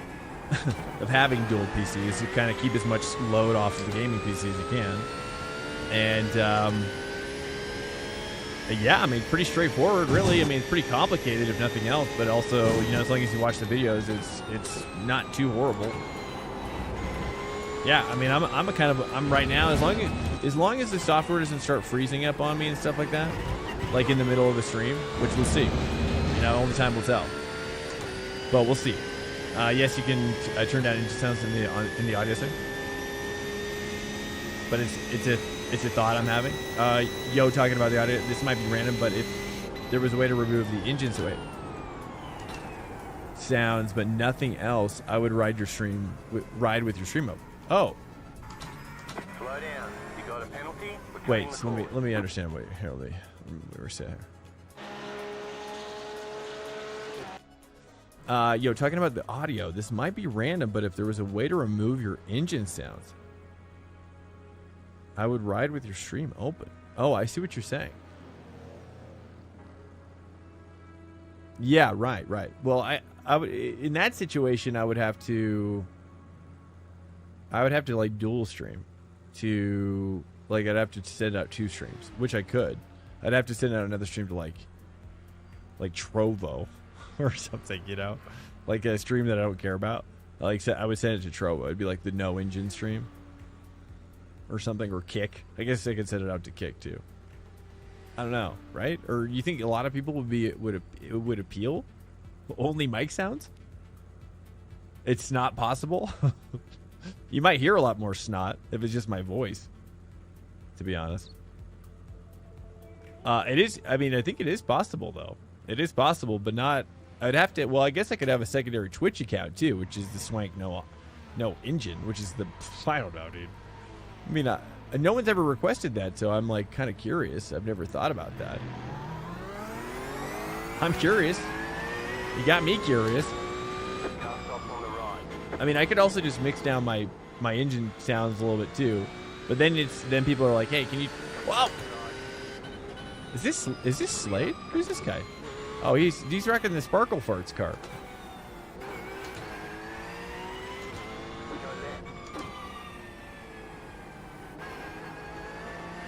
Oh, okay. Bad timing for that guy. Yeah, so it's nice because I can mix it up with my fader now. I don't even have to use my in-game stuff. It's so nice to be able to use the fader, dude. Oh my goodness, Fajizzle. Are you kidding me right now? I feel like such a professional. You've turned me into a professional with these faders. It's, oh my goodness. With the M game, you could do it, but then nobody on stream would hear.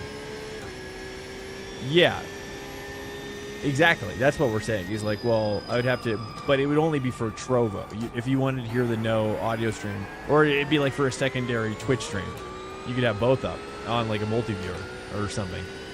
Or so, I don't know, dude. Whatever you want. I mean, I'm curious. I mean, wait. Here's a thought. Here's an idea. I have an idea. Couldn't I just join the Discord in a stage? And then you could just join that and just listen there? I mean, that would be so much easier. I mean, that's like a billion times easier. Really? Just turn the Twatch level down? Wait, what? What are you talking about? What is your Twatch level?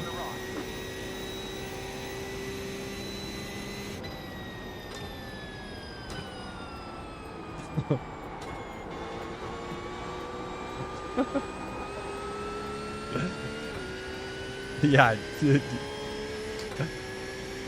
Because if you right click on the faders in the app, you can set. Oh yeah, I saw that as well. What is that? I don't really. I saw that video. I was like, oh yeah, I see what you're. Oh, you're right. You're saying I can. Well, I could also just deselect it as well. I mean, technically, right? I mean, I could also just do this. That way, nobody hears anything. And that way, I don't. That's horrible, though. That's like a. We started out that way. The stream started that way. I'm never going back. But yeah, I mean, I don't know. I'm not really sure. I mean, I could do that though. SW Drip, would you want me to do that if I did that with Discord, and then you could just hear me in there? It was an impossible request, but no, I mean it's possible.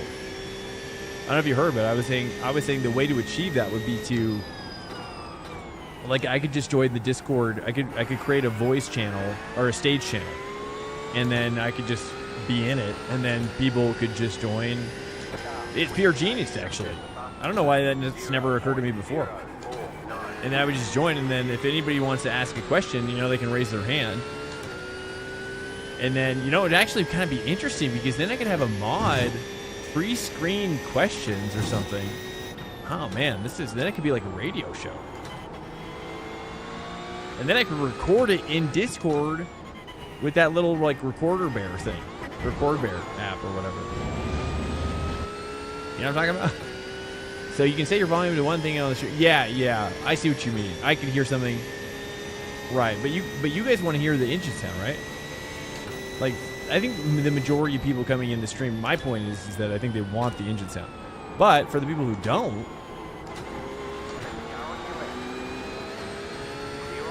I could just do the Discord. Yeah, you tune in. Okay. Well, maybe I should do that. I mean, it's not a bad idea. I wonder if I could even... it's like, can I spin that out to like a podcast at that point too? No, I'd have to really someone would have to really cut it up because it'd be so disjointed. You know, you'd have to have some frame of reference. What would be really cool is if Twitch allowed us to edit our own mixes. Oh, dude, after the fact? Oh, yeah. Like multi-channel it? Oh, dude. Could you imagine? Yeah, I agree. Yeah, like actually, oh my, dude, that would be a value-added quality of life service, 100%. That'd be amazing. That'd be amazing, dude. I could see them doing that too. In fact, I got accepted to, which by the way, I've never shared this, but I got accepted to the beta of their new their new multi-streaming application. I just haven't set it up yet. I think I need another Saturday for that. I'm gonna do it this Saturday. So the next time for next week, or maybe tonight if I get crazy. They already kind of do it. Oh.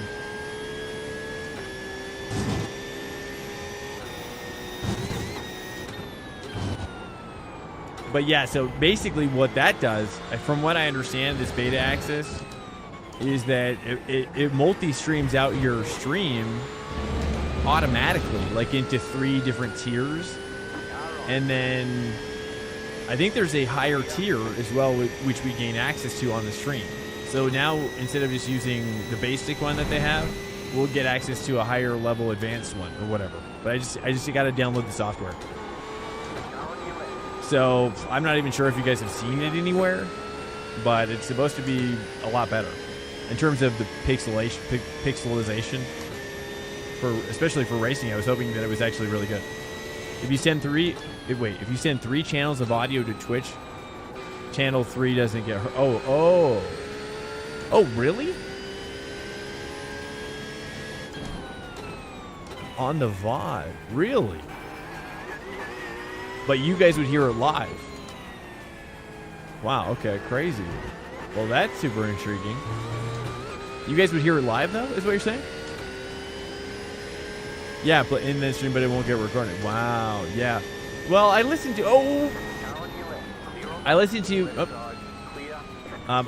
to my music pretty low typically during the races. In fact, most of the time I turn off the music, so it hasn't really been much of an issue. And I'm not very consistent about clipping my races out for YouTube. So, you know, but when I do the races, I always just turn the music off because I need that level of focus anyways. I think the music is kind of cool for just practice, but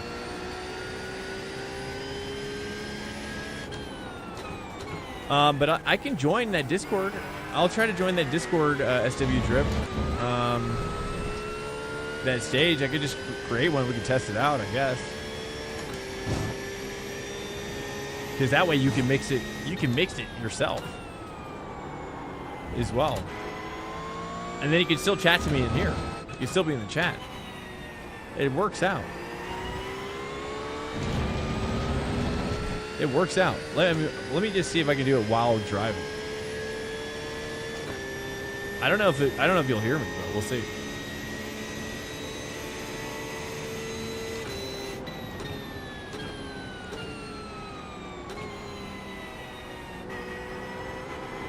Actually, let me pull over real quick. I'm kind of curious. I want to see this here. All right, I'm going to create it right now, dude. So if you want to use it, if you're interested in joining this thing or whatever, this curious thing, we're gonna basically. I'm just gonna create a stage real quick on there, and see what comes out of it. Let me see here. Create a voice channel. We're going to do a stage. The problem is I can't hear other voices, though. I guess I can mute everybody else and just do... But it might not be clear. I'm kind of curious about this stage thing, to be honest. Swank live. We'll just call it Swank voice only stream. Swank live voice only stream.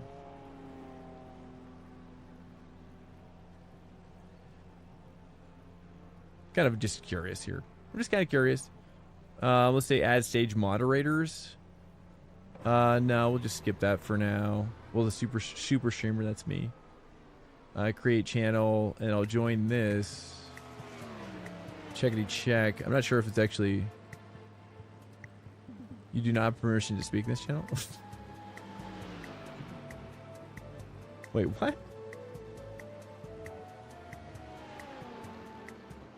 Oh, it's got like, how do I talk in my own? Oh, start a stage. Continue without starting. For mic checks, I'll just start the stage. We'll just say, I don't know, voice only test. We'll say voice only test. Start a stage. Check. Is this working at all? Let me see if it's actually working with my voice. I haven't used... input device, we're going to say that is my chat. Check.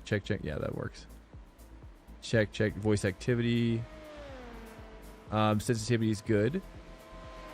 And then it looks like automatically determine input. Actually, no. We'll just do it manually. Checkity check. Check. Checkity check. That way it'll gate itself as well. I'll just do like minus 80 on the decibel. I'll make sure. Okay, yeah, that's good. All right, so that should be good right there. Checkity check. Check. Got you on a Discord. Okay, that's so weird, dude. Is it sounding okay? It should be pretty similar because I'm mixing it. You might hear more background sound, but actually Discord should pretty much remove that. Anyways, we'll just kind of cook it there for a little bit. Yeah, I'm not really sure. This is kind of crazy. Kind of cool, though. Smoothie, welcome in. Are you guys using display capture or window capture? I can't seem to stream iRacing. I have to do display. I do display, I believe, as well. I capture the whole screen. Yeah.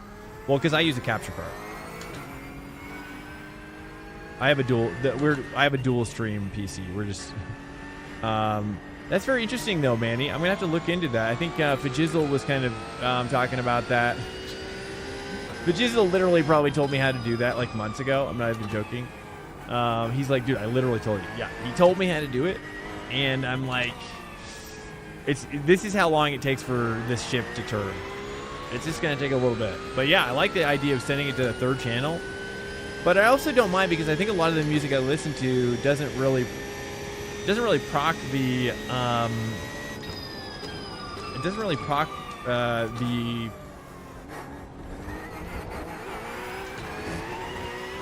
what am I saying? Crap. Now I started thinking about Discord. Crap. I'm on one monitor and I can't seem to stream anything but display. Oh yeah. May need to try windowed. Oh yeah, windowed borderless. Well, you have to use windowed borderless for your game because if you want to use like Race Lab or any overlays, right? So you should be already using windowed borderless on iRacing for sure. Smoothie, are you pretty new? To change the well, yeah, you want. Yeah, well, that's why you gotta have go get like yourself a cheap secondary monitor. You have to have, if you're going to stream, you have to have at least 2 monitors, in my opinion. I mean, but you can get a cheap cheap small, like Facebook Marketplace, $30. $30 for like just something that has a HDMI. That's all you need. You know, it's barely, it won't even use your resources. You know, it won't even barely use extra resources on your PC. But you definitely need that. If you're single streaming it, you gotta use. Oh, you do? Oh, wait, nothing. Right, I guess I misunderstood. I'm not really, yeah. Well, if you already got the secondary monitor, you just capture your entire first monitor, and then like leave anything that you don't want, like confidential stuff, like off on the second monitor. Pretty simple, right? Or am I misunderstanding?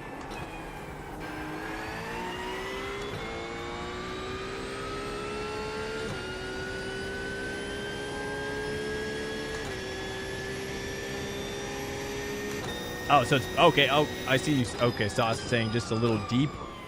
You're saying you're saying that there's too much bass, is what you're saying, right? Too much bass, Sauce, coming through to Discord. Is there any way to change that? I don't even know if there's a way.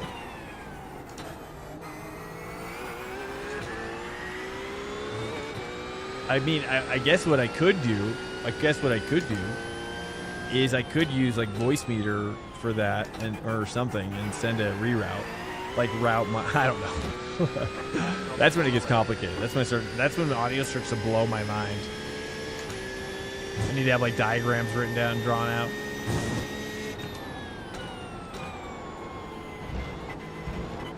out. You should screen capture and then select that monitor from the drop down.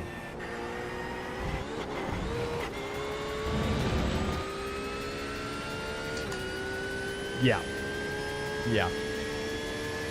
I think so. I think what he's saying is correct. I mostly said it was because a lot of people don't know that. Oh, no, I didn't know that either. And now I'm curious as well. I'm certainly curious, though. But it makes sense. I mean, from the VOD perspective, it's... my VODs do sometimes will trigger the... Actually, you're right. I mean, my VODs all do trigger copyright, so you're right. You're right. I probably should do that immediately. So, you know what? That's good advice. Because it probably makes sense to do it just from that perspective. Because I bet you once you get a copyright, like strike, it's not really like a full strike, but it's just like a, you know, a monetization ineligible, you know. I suppose that once you get that,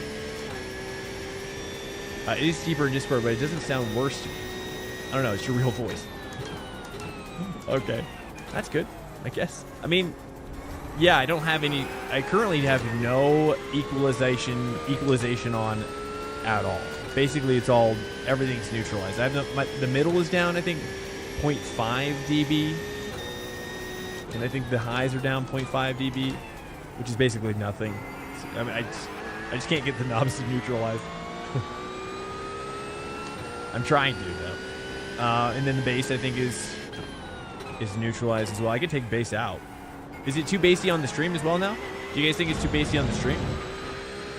Anybody think bassy too bass? I mean, I am hearing a lot of bass, but it is more podcasty. You know, that's why I say it has more of like a radio, more of a radio mix, I guess. I could drop the bass out of it. It might be too much bass. No, it sounds good. Okay. Dude, Fajizzle, I cannot thank you enough, dude. I can't thank you enough. This thing is crazy. I just hope it doesn't start pooping out on me over time. But I'm gonna do a review on it, so maybe like I can like, you know, meet them, and then they can send me free stuff in the future. Because they're like, finally, somebody who can. Have you done a review, dude? You should do a review as well, Fajizzle. You really should. There's not a lot of reviews and people helping on YouTube. Consider it. and this device is kind of could be very popular. It might be a smart time to create a video for it before it gets popular, and then you know what I'm saying, and then you could ride that wave.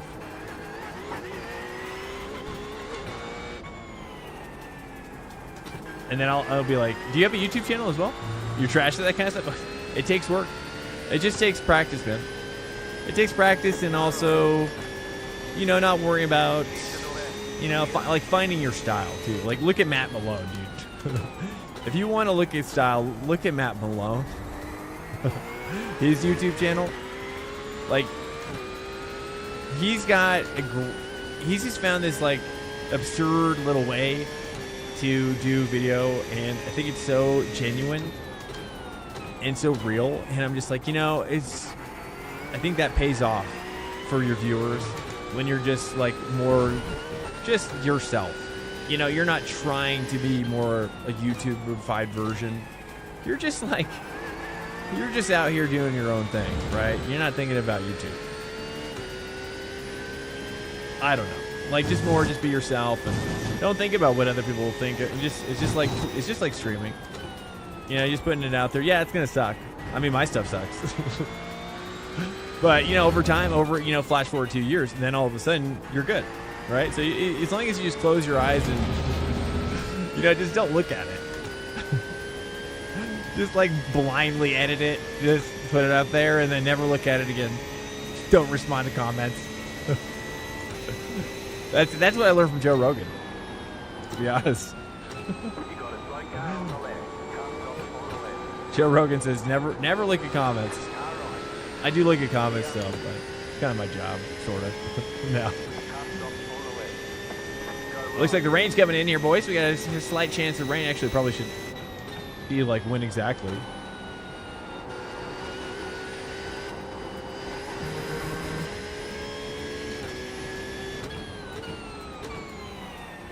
Nice, dude. It's filling up now. Got a lot of dudes in here. But yeah, you should check it out. I mean, it doesn't have to be anything fancy, dude. Really, like, look at Matt Malone. Look at how he edits his video. I'm just saying, like, lower. I really think you should. You know what I mean? I really think you should consider it. Just lower your standard of excellence just until you get good. You know, and then raise it back up. That's how I've learned to deal with my self-deprecation when I'm learning stuff. Because it's just like, you got to give yourself grace, you know, in the learning process. You know, and then people are still gonna love your videos, you know, and then eventually you'll do a great video, and then people are like, they're like, how do you have such low subscribers? You know what I mean? And then there's that phase, right? I'd imagine I've seen every channel go through those phases, you know, and then all of a sudden things start, you know, you're doing well, and then people will respond. I think that's how YouTube works. I just don't have any time to do it myself. But soon, hopefully, yeah, I feel like I'm just getting too much. The S's are going to be too harsh. I think I have to put the de-esser that's on this one is a little too crazy. It makes it sound too muffly.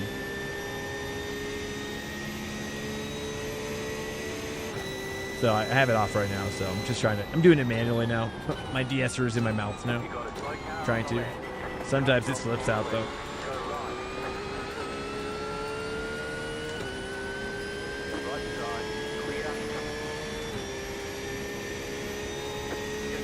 I guess I could probably create a command. Or can somebody else create a command? If you want to. Be like, you know, Discord, like voice only stream or something, or someone knows how to do that. I've seen other people do it. Like, I was in a D-grade chat or whatever, and he asked some, you know, and I was like, what? I was like, people can make their own? I was like, I don't know who's making them.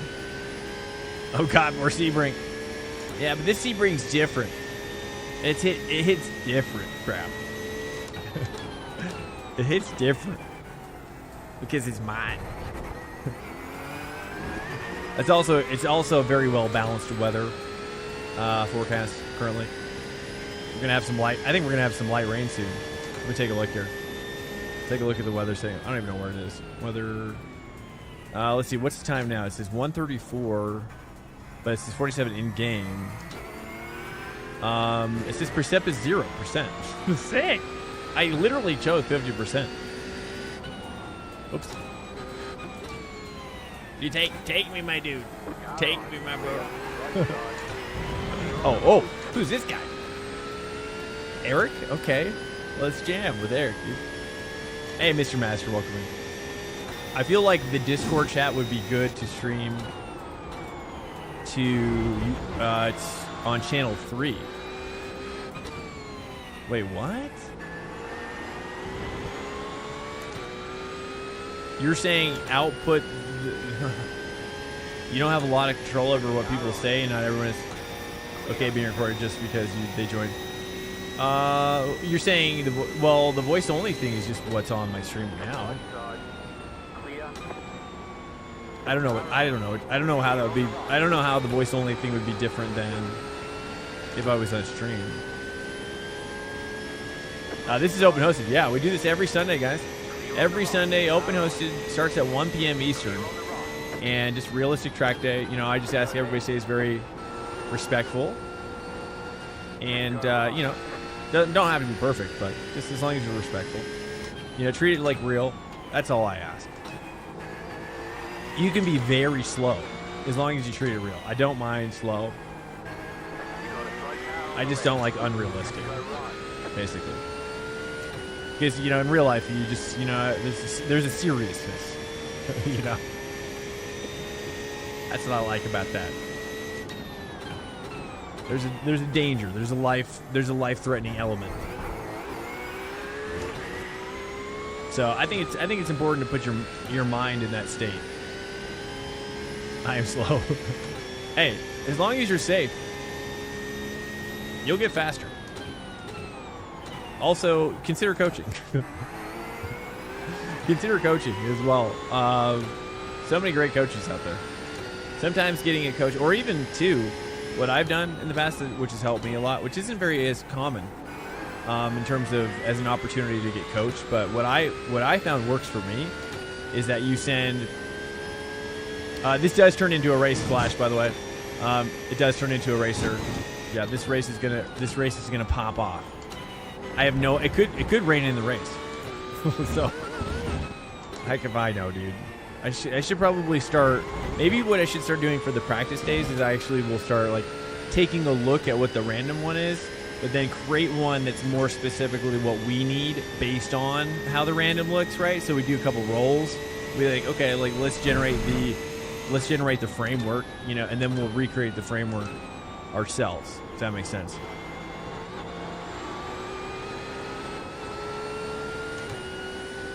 Swank lessons? I mean, you're talking about Swank coaching?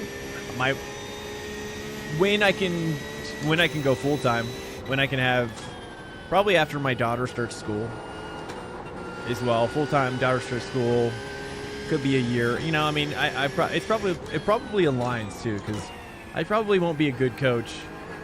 I don't know if that's what you're referring to, but I probably won't be a good enough driver to be coach until, I would say, like another year or two. You know, like there's a few things that I need to dial in. I think I'd like to dial in before I start coaching people, because I need to have a holistic understanding, right? If I'm going to create a rubric, you know, I have to kind of know where, you know, that's kind of how I see it.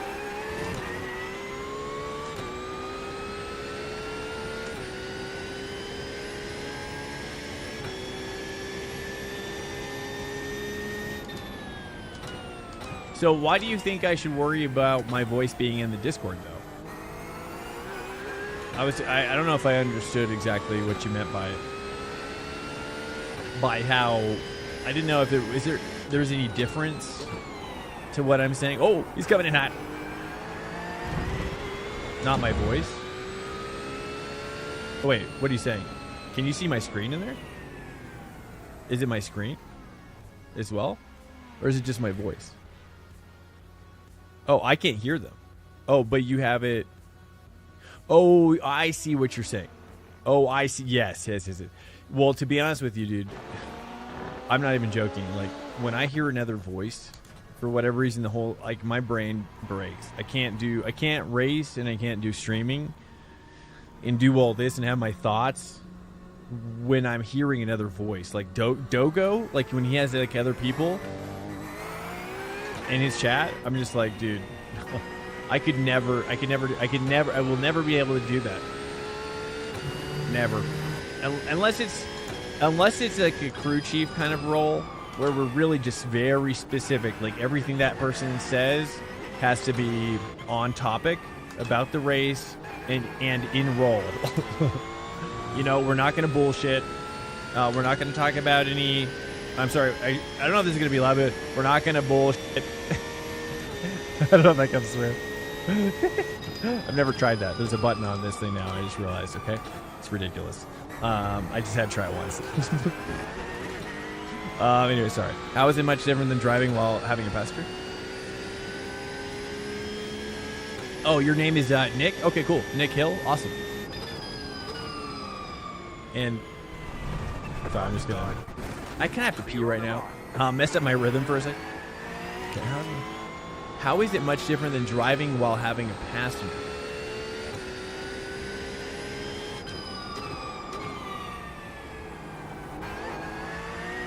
Hey, Gashna, welcome in, man. How are you doing, sir? Good to see you. Awesome, man. Yes. How are you doing for 12 hour? You guys getting pretty stoked? I wish I could do the 12 hour. That'd be so fun, dude, especially with the rain. It's going to be the sickest thing ever, dude. And I'm so bummed. I mean, now more than ever is the endurance racing actually freaking so sick. It's so sick. I'm so jealous. But there's a time coming here.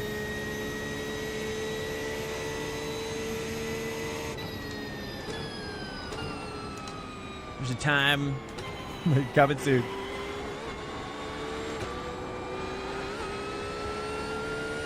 Uh, 12 hours, I won't be driving. Not enough IR for split one. Not enough IR. Oh, what? What do you mean? You're saying the soft's gonna be too low? How do you know? How do you get a read on that? Someone in the passenger seat talking? Yeah, I mean, at that point, though, too, I'd imagine realistically that person's probably pretty quiet. Like, if I was in real life, you know, like, I could talk, but I'd be like, you know, like, anybody talking to me in a race situation, I would be like, this is on a need-to-know basis. Like, my thoughts and my brain, like, the way my brain works is I've got a lot of streams of thoughts happening all at once in my brain. I got kind of one of those brains. I don't need anybody else's, like, thoughts in my brain. You know what I mean? I got my own thoughts, and we got to be serious about that. Again, we're talking about Dogo stream. We're talking about Dogo, and we're talking about chatting to other people. But yeah, so that's why I did the stage thing. Anyways, long story short, Manny or Sauce, whatever. But thanks for the idea, SCW Drip. I don't know if we can figure out a way to... I mean, what I could do is record... I could record the... there's an app that I can have in the Discord where it could actually record it. And actually maybe, you know, where it'll actually record what I'm saying, just the voice. And then maybe I could send that to an editor and they could just, like, turn it into this wild, crazy podcast. It would be so disjointed. There's no way it could be good. You know, there's no way. But I get where you guys are coming from, though, being able to drive and not hear my engine, because then that way you guys got your engine, you guys got your music, and it makes a lot of sense. Totally. But I also wouldn't mind, you know, if people can raise their hand and ask a question. You know, my thought is that if I have my wife probably would be the first one to do it. But just to, like, moderate, to, like, pre-screen the questions. I mean, she could even read the questions. Although, I guess that's just, like, chat, though. But my thought was, like, if you could, like, even, like, for example, right, like, during the race, you could raise your hand. But you're in the car, right? You could ask a question with your voice. And then be like, hey, you know, you know, Bob in the race is asking you a question, and this is what he asked. And we're taking questions from the audience. I don't know. You will need to be 8K. Oh, you're saying it's too high. I see. Oh, wow. Okay, we have an idea on what teams will field LMP2. I see. Wow. 8K plus. So are you thinking about doing GT3 for Sebring? Cash? LMP2, but I'm saying, like, what if you drop down to GT3? Can you get space? Wouldn't this off? I'm assuming this off would be lower, or is it about the same as well for all of the classes? I didn't know if you would consider dropping down to. I don't know how that works. It's been a while since I've been on a team, and I certainly have never been on a top team. Will be 10K? Oh my god! Oh wow, dude. That's so crazy. So what do you? So that's kind of. Are you pretty sad about that? I would imagine you're pretty sad. I would be. Did I hit that? I got a no X on that. Wow.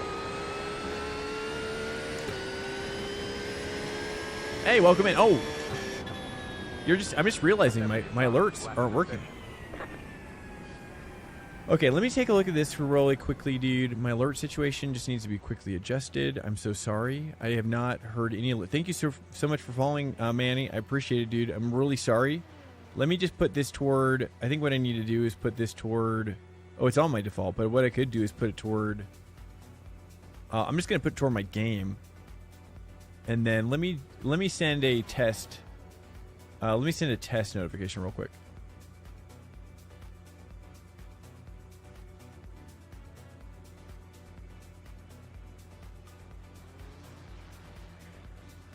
Preview alert. Right? That's what I want to do. Or test alert.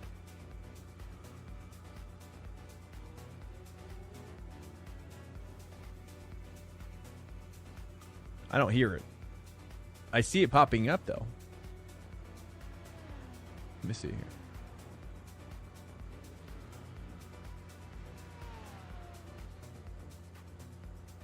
I'm not really sure why I wouldn't be hearing it. Oh, unless it's desktop audio now, or it's these ones are mixed up. I'm not really sure why they wouldn't be working. Like, I'm seeing it here, send test alert. It shows up here. I'm seeing it there. I'm seeing that the sound is coming in. OBS, unless there's two OBS. We've got we'll try to send it to somewhere else here. Send it to chat, maybe. Let's see if we can get. Let's try it again. Preview alert, send test alert.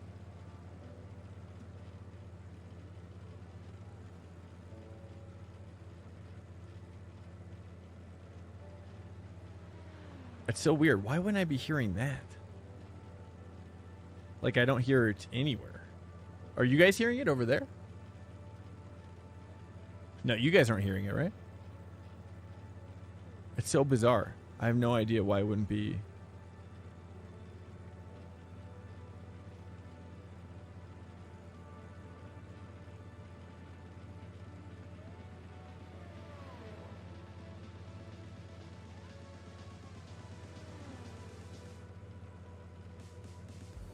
Oh, you know what it must be? I have an idea.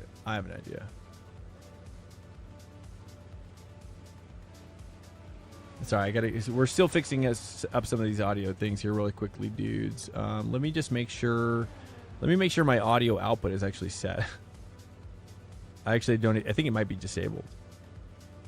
Yeah, that's my problem, dude. It is disabled. There's your problem. That's your problem right there. Let me just run another test really quickly, dudes. We should be able to hear this. This might be loud.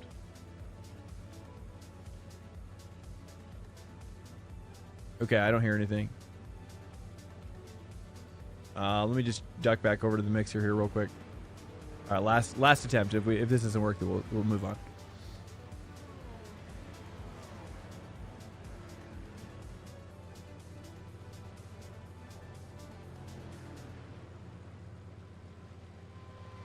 Um.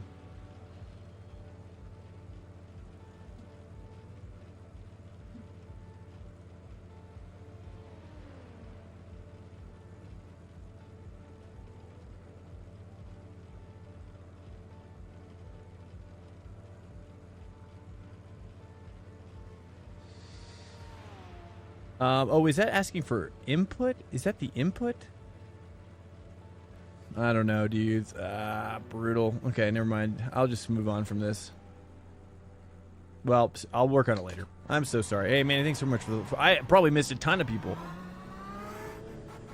So sorry, guys. Where did you find the shift flag display? Oh, yeah, that's on... Oh, that thing is my favorite thing ever, dude. That is through a SimHub. But you have to download a... I think it's like... If you search, like, Romaine or something... It's like Romaine's add-ons or something. And he is... he makes... You have to... It's like a plugin. But you get a ton of plugins with it. But that's... I love it. Once I started using it, it's so good. Yeah, Romaine Rob, that's right. That's right. Yeah, dude. His stuff is so good. I love the...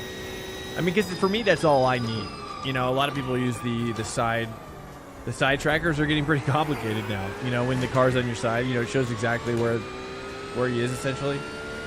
I prefer to go with something more simple, you know, more binary, which is what the flag does. You know, it's just red. It's red when they're there, and it goes away when they're not. You know, that's all I need to know. And I can see outside my window, so, you know, I can see pretty far because I've got the ultra wide in the center, the ultra wide 34-inch in the center, and then 27s on the side.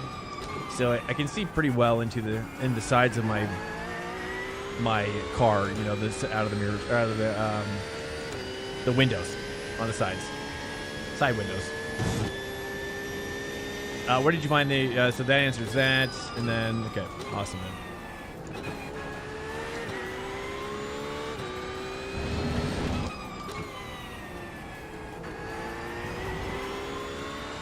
man. Nice, yeah, no problem at all. Yeah, it's one of my favorite things because it's simple, right? At least for my brain, you know, I'm always thinking about a ton of stuff, and I've tried using the more complicated, like side checkers. But for me, I felt like it ate up too much like brain processing, right? Like you can add those ones on that are very like animated, you know. But I just found that it was like I was able to stay more in the race and stay more engaged with my spacing with just the binary side checker.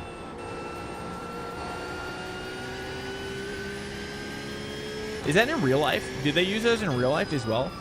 I was like wondering, is that controlled by the crew chief, I guess, or the spotter at that point?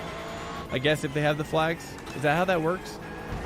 The spotter controls the flag in the real car, I guess, or is it just connected to the? Or is that even a thing? Is that even a thing in real life? Where they do that? I don't even know.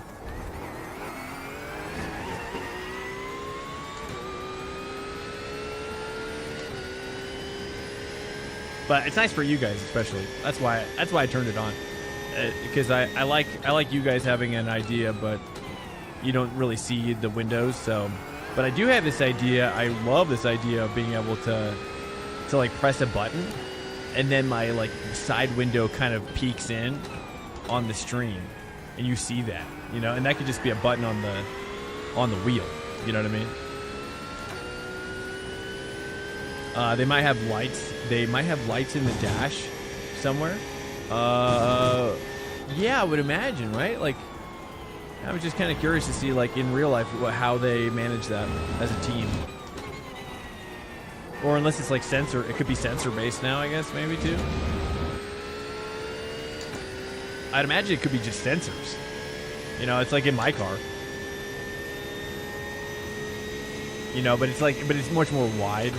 You know, very oversensitive. But I'd imagine if they can make it so where it's just like very, very specific.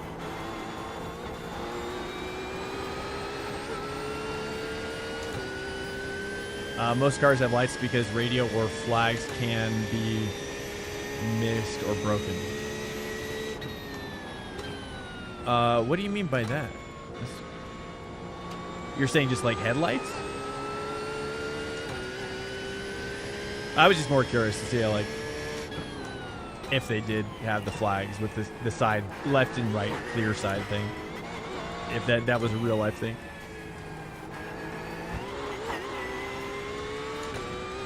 Flag lights in car. Oh. Yeah, well, I'm even saying both, right? Like, I would assume that if, and the reason why I'm asking too is because like it's more about like if I ever do get to race in real life, I'm just kind of curious like how it works. Like if it's like this, like, well, you know, if I had a, because like I really rely. I mean, once I started using this LED flag, I tell you, like I have to have it. I love this thing, you know, and I've always wanted a real one, but you know, it's nice that you guys can see it too. So in fact, in some ways, it's like you don't even need to buy real flags because, you know, I've also got one on my right screen as well. I've got one on this screen that's larger than that one. And so, you know, it's just like no matter where I'm looking in my periphery, like I can see what gear I'm in, which is really nice. That's another thing I like about it as well. I also like it because it's really clear, like when the yellows are popping off, because it goes to the yellow thing. It's just sick, you know? Yeah, left, right, clear. Exactly. Left, right, clear. Yeah. Like in real life. Yeah. If you could get that functionality. Or if the spotter does it, or if it's a sensor. I'd imagine probably the spotter traditionally probably could do that. Because I'm assuming that it's also connected via some sort of race computer. Or you're saying it's like a radio, like maybe like a radio communicator or something, that's communicating with the tower about what flags are going off as well. I guess, unless in real life you don't get that functionality. I don't know. I don't know. I've never done any like real legitimate racing, so just kind of curious. I mean, with karts you'd have your Micron, but not quite as complicated.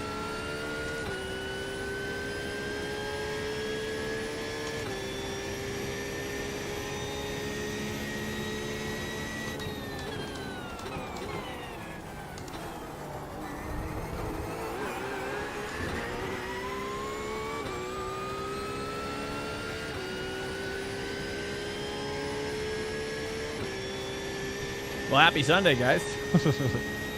Welcome in. If you are new here, also check out our Discord if you want to come back.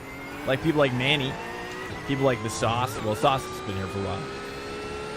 But Manny, if you're all the new drivers coming in, we got a Discord as well. So if you want to join the crew, feel free. Also developing a website as well. Actually, you know, it's we're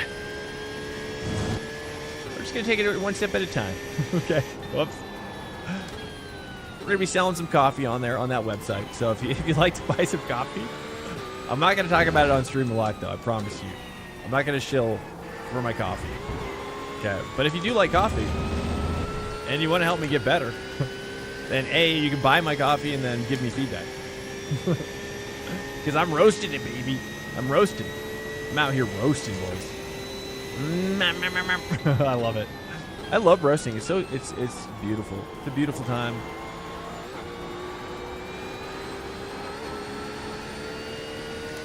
Ooh, third gear.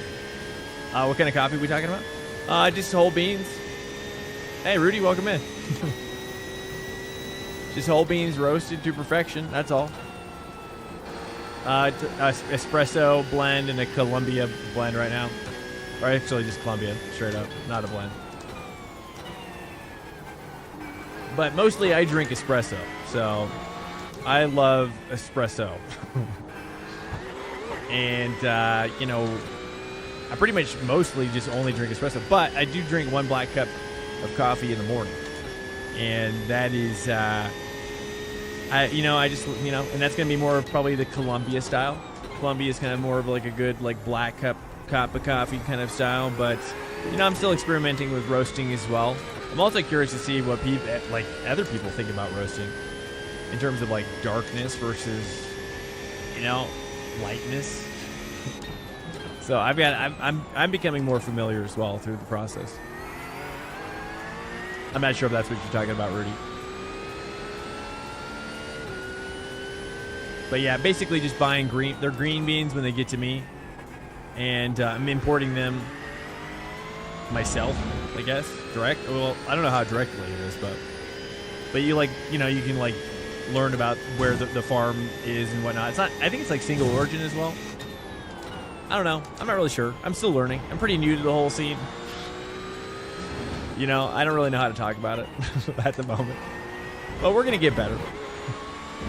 I love coffee and I love drinking it. So for me, as long as it gives me energy, it's like, oh, we done good. We done good. You know, that's what I love about it. I love coffee for the energy, but also I like campfire coffee. You know what I mean? My favorite kind of coffee is campfire coffee, which is like French roast style, but you know, it's thick, it's heavy, dude. Get a little bit of chalky. I don't expect everybody to like it like that, though. So, you know, find a happy medium. But I do like a dark roast. Let me know when the site goes up, and oh, I appreciate it, Rudy. Wow, that's awesome, man. Awesome, man. Yeah, we're gonna be launching probably this week, so we'll have like one of those auto pop-up commands, so I don't have to talk about it. You know what I mean? Because I don't want people to, you know what I'm saying. It's you don't want to talk about something too much as well. But really, I just got into it because I love coffee. And we were spending a lot of money on coffee a month between me and my wife, and we just love coffee. And I was just like, you know what? I'm just gonna kind of start exploring my deeper passions for coffee. And now I'm going to the I'm on my way to mastery.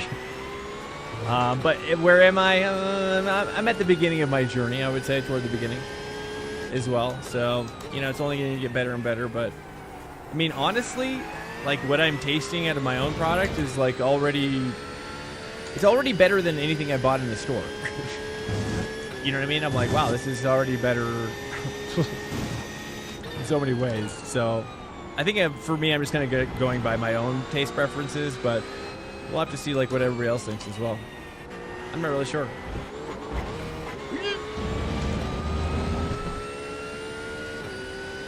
But I use an espresso. Rudy, what do you like to use in terms of how you drink it?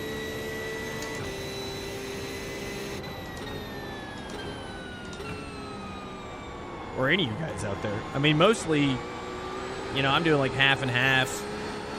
I'm doing half and half with organic caramel. You know, heat it up, put the shot in, and then yeah, you're sipping. You know, you're in sipper territory. Sometimes you do the double shot. I use a reusable Nespresso pod right now.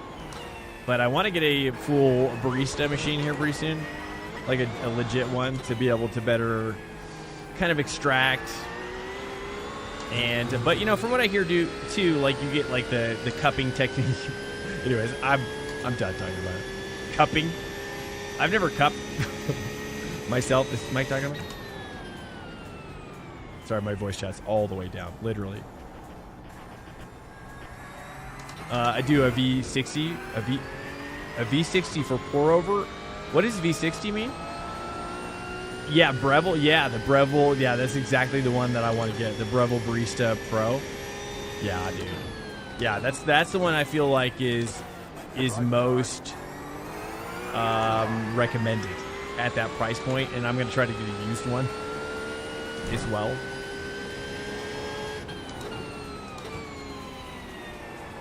V6. I don't know what does V60 mean for pour over and have a V60. Is that like a brand?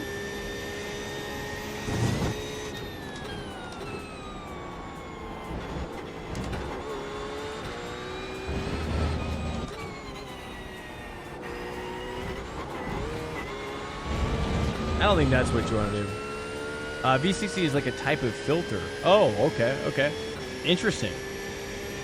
Do you have to buy it at a specialty store, or can you buy it at a grocery store? I'll look into that, because I want to be able to, like, I've never done pour over, but I want to get one to be able to better understand that as well. Like, I want to, with my roasted beans, I want to kind of try, you know, do the roast and try it every which way, you know, and really have a good understanding of what I'm making 3-dimensionally, 4-dimensionally, if you will, and then also, you know, and then be able to better communicate. Like, so I'll look into doing that pour over thing though, V60. I'll make sure to do that. Why is it V60? It's just the type of like strength of purity of filtration. I've seen them in a grocery store. I've been able, or Amazon. Okay, cool. Okay, awesome, dude. I'll check that out. Interesting. What do you like? What do you notice with the higher end filtration? Oh, why do you pursue that? Out of curiosity, just out of curiosity. So when I try it, I want to know like what to look for. Like what am I looking out for from the higher filtration? Is it less tannins? I'd imagine if less tannins, like you get less tannins out of it, I'm super interested. Like tannic acid. The 60 refers to the angle of the funnel. Oh, okay. Oh, not so much the strength. Okay. I see. Copy. Is it, or is the angle? Does the angle mean something? Of the filter? Does that play a part as well? I guess so, right? Because like the finer the cone tip, the more the water's gotta work through, I guess. See that single point? I've never thought about that. Okay, sweet. Okay, that makes sense. It makes total sense. Awesome, dude. I'm getting one immediately. I have a French roast, but you know, I want to be able to test it on everything. I think it's the first thing I learned how to do, and I liked it. Enough that I haven't bothered. Awesome. Okay, it's sick. Yeah, I honestly have never done. I don't even think anybody's ever made me a pour over. So I'm not even sure. I'm not even really sure, but I'm, you know, but yeah, I'm going deep. I'm going deep now. Yeah. Cool. Sweet. Hey, what's up? Go DJ. Welcome in. Awesome, man. Yeah, right now we're currently using. I use an espresso. Or sorry. What is the one that we use? It's a Keurig Elite Supreme. Whatever. It's like all metal though. It's their highest end machine. It's got the 5 prongs. It's got the 5-pronger that goes in. And that thing's crazy. Highly recommend that machine. Dude, the pulls you get out of that are actually kind of crazy. But we use a reusable stainless steel pods for our own coffee for that. Which is nice. That's actually the thing I love about that machine the most, is being able to use that pod, that reusable stainless steel pod. It's so sick. But probably not as fancy as what you're experiencing. But I'll definitely check it out. I mean, I'm assuming they probably sell it at Walmart or something too. I'll go over there this week.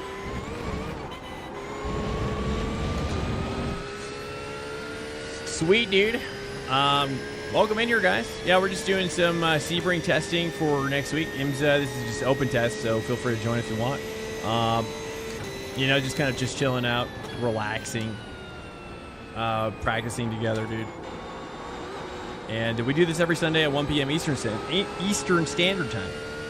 So if you are around, dude, we kind of go for about 4 hours or something, but 4 or 5 hours depending on the day, depending on my family situation.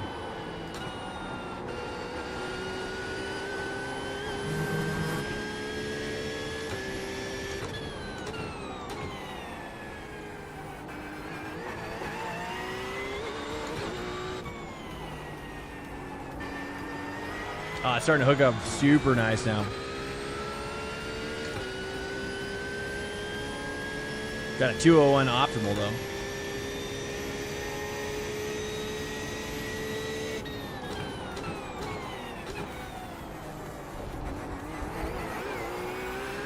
probably should stay 2 there. I'm gonna practice the 2s. It's closed? Is it really? Oh, I don't know how many people are in here. It's hard to say though, because some people join and leave, you know, and it takes up the slot, so it may not actually be full. But unfortunately, yeah. I mean, eventually what I should do is just kind of make it so it's probably password protected, I guess. I don't know. I didn't want to have to come to that, but it might be approaching that. That way the swankers can get in, you know. We might just be getting too many off the streeters, I guess. Next time. Sorry about that, man. I don't think there's going to be any rain, so, you know, I don't know what happened with this session. It was supposed to be rain likely, but now it's just rain not likely, I guess. I don't know. That's the part I'm trying to figure out the most is like how do we be efficient with our practicing? I think I have a theory on this, which is that I think the best way to set up a session, which is like do the generated one, you regenerate a couple times, and then kind of take a look at the averages, and then we have to set up like our own schedule, I guess. Our forecast schedule, like, and then make a custom one. But that just takes so much time, so we'll have to see. See if we make it like a preset or something.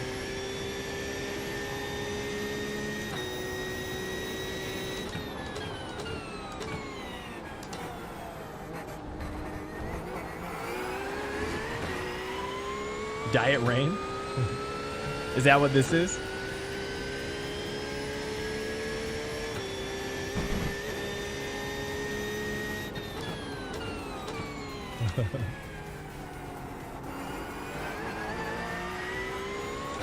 It has a little bit of a. I mean, it's pretty dry. I don't think I see any plumes or anything.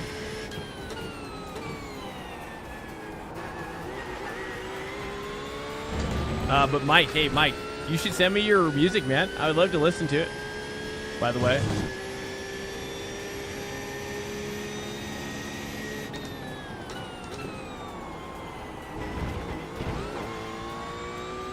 Oh man, the way the lights look at night, so good looking right now. Or these reflectors, just reflectors. The way they're like moving with the high frame rate looks so much better. It's so realistic. Just the motion blur of the lights is so crisp. It's probably just the PC.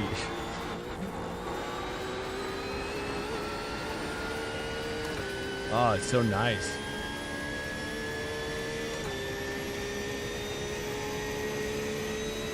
Alright, let's go for a hot lap here.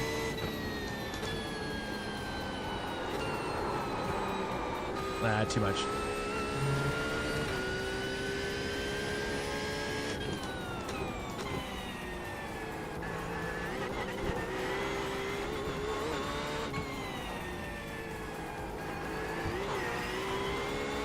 Oh man, it feels so good.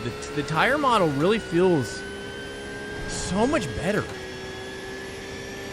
So much better than it used to. And also, by the way, if you are curious about joining our Discord as well, I was going to mention this as well. We have a voice-only stream going on in there. So if you are looking for that, maybe I'll start doing that.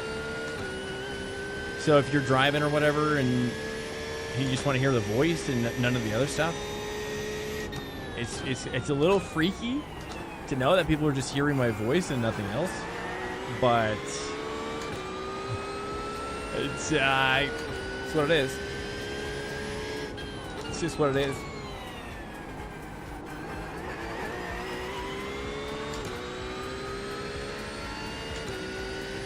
All right, this should be almost over though. Race should be starting here pretty soon. Let me see. I don't have any of my.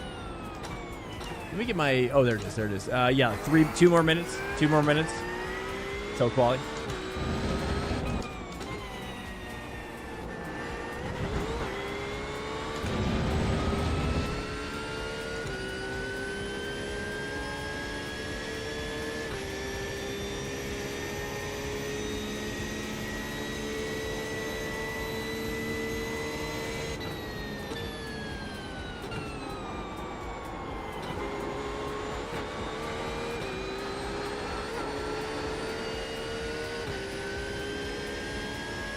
Yeah, these conditions feel phenomenal. I actually kind of feel like there's a lot more nuance in the tire model when it comes to like these nighttime conditions. I don't know if anybody else has noticed that or not, but like, I don't know. I just feel like it's probably placebo, but it just feels like so much more nuanced in how much grip there is in the drive.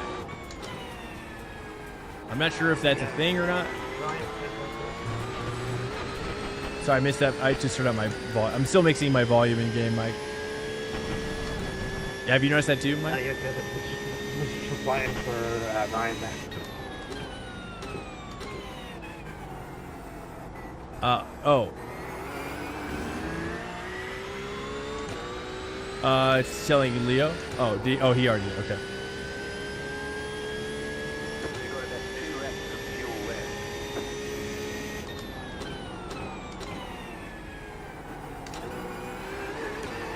Car 42, just at the fastest lap, 59.717. Ardox on the chat ban. Sorry to hear that. I've been there myself. I was on a 6 month chat ban, which is why I had quit iRacing prior to when I was streaming. So like the beginning of when I started streaming, I had a chat ban, but I tried to hide it on stream because I didn't want anybody to know. But eventually, then I was like, fine, yes, I have a chat ban. I'm like, yes, I do. I'm learning, dude. You know, and then I was like, after the chat ban, I was like, okay, Nimcross, I'm committed to you. I'm committed to you on bended knee, Nimcross. You'll never have that problem, ever. And, you know, and he comes in here every now and again. Probably just to verify that everything's all right. All right, let's do Sebring Quali. Nimcross has subscribed as well. I don't know if he's on a resub, but he should be.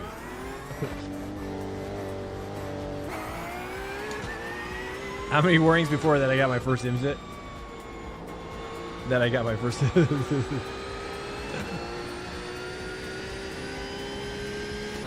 Select words.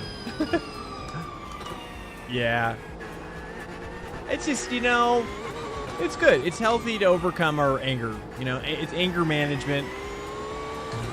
You know, I adopted, I saw a video that really changed my life about my anger. And which was, there's this fighter in the UFC. I don't think he does it anymore, but I think it was, he was from Brazil. He was like a karate master. I always forget his name. I should really commit it to memory. But he's got this karate do kind of fight philosophy where like no matter what, like when he beats his opponents, he'll always like bow. He'll get on and bow and just respect his opponents, even when he beats them or whatever. And he's just very, very respectful.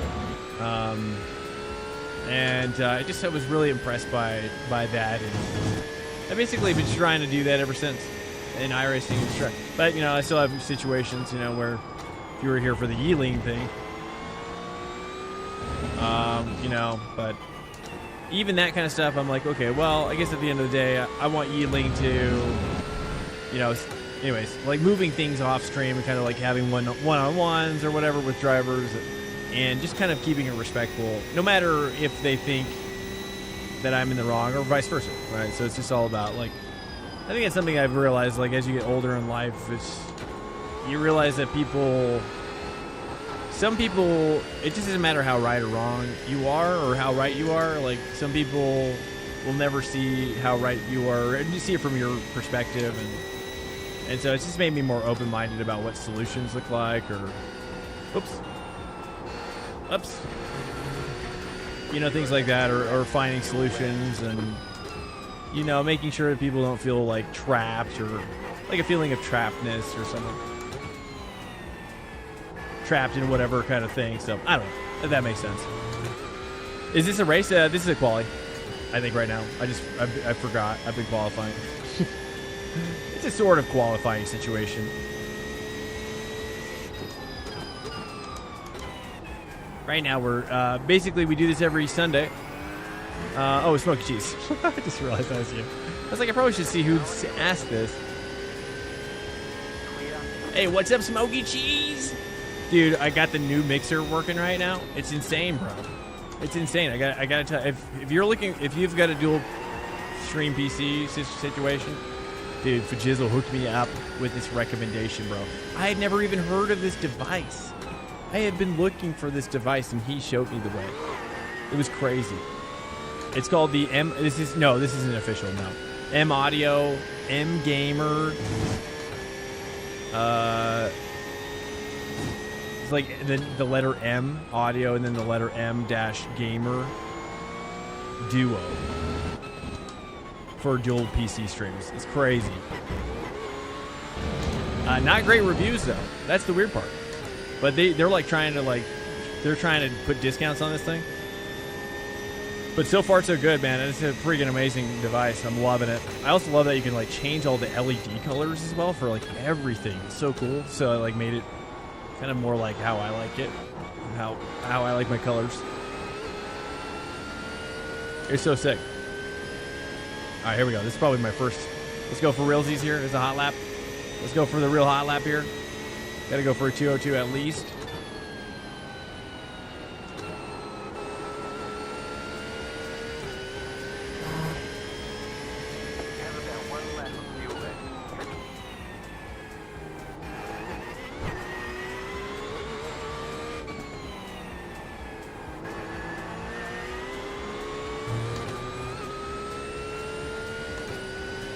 I can't even afford a track, much less two PCs.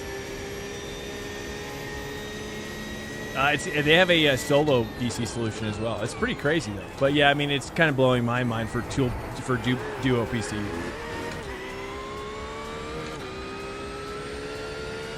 For solo PC, it's a lot cheaper as well. You probably get it for like $75 on sale. I think for what you get though, it's pretty incredible.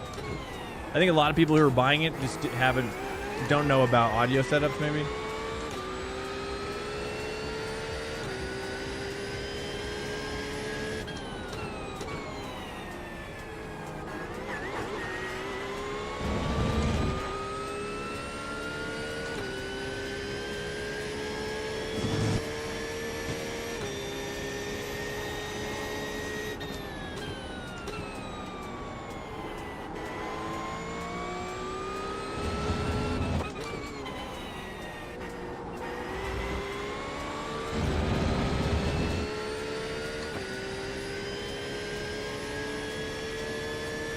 Should be a new fastest lap here. Maybe. Don't forget to pit this lap for more fuel.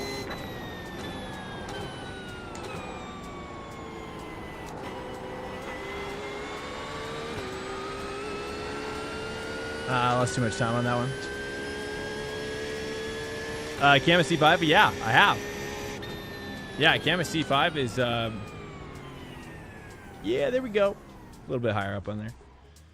I've got a Camus GT1. In fact, they were a sponsor of mine when I was on Geeks Energy.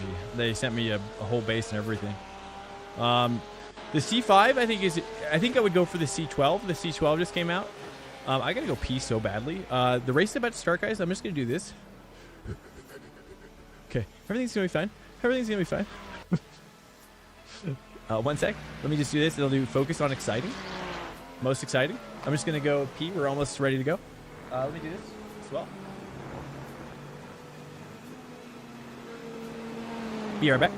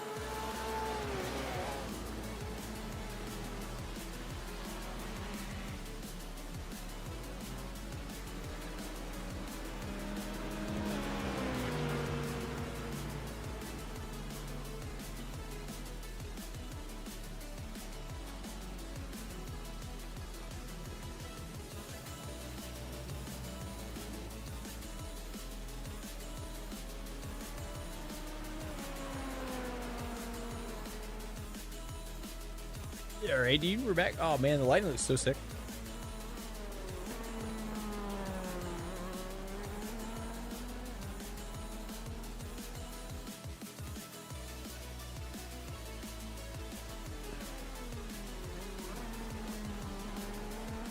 All right, here we go. All right. Yeah, so we're gonna put a we're gonna make it a lot easier too. Like we're gonna create a little promo video for the coffee, and we're gonna put it right there. So I'll never have to like talk about it. Although I only go pee like once. I only go pee like once or twice. So it's not that much. I don't go pee that much, guys. But if I had Brad, if I had $75, could you imagine what I do? Probably. I don't know.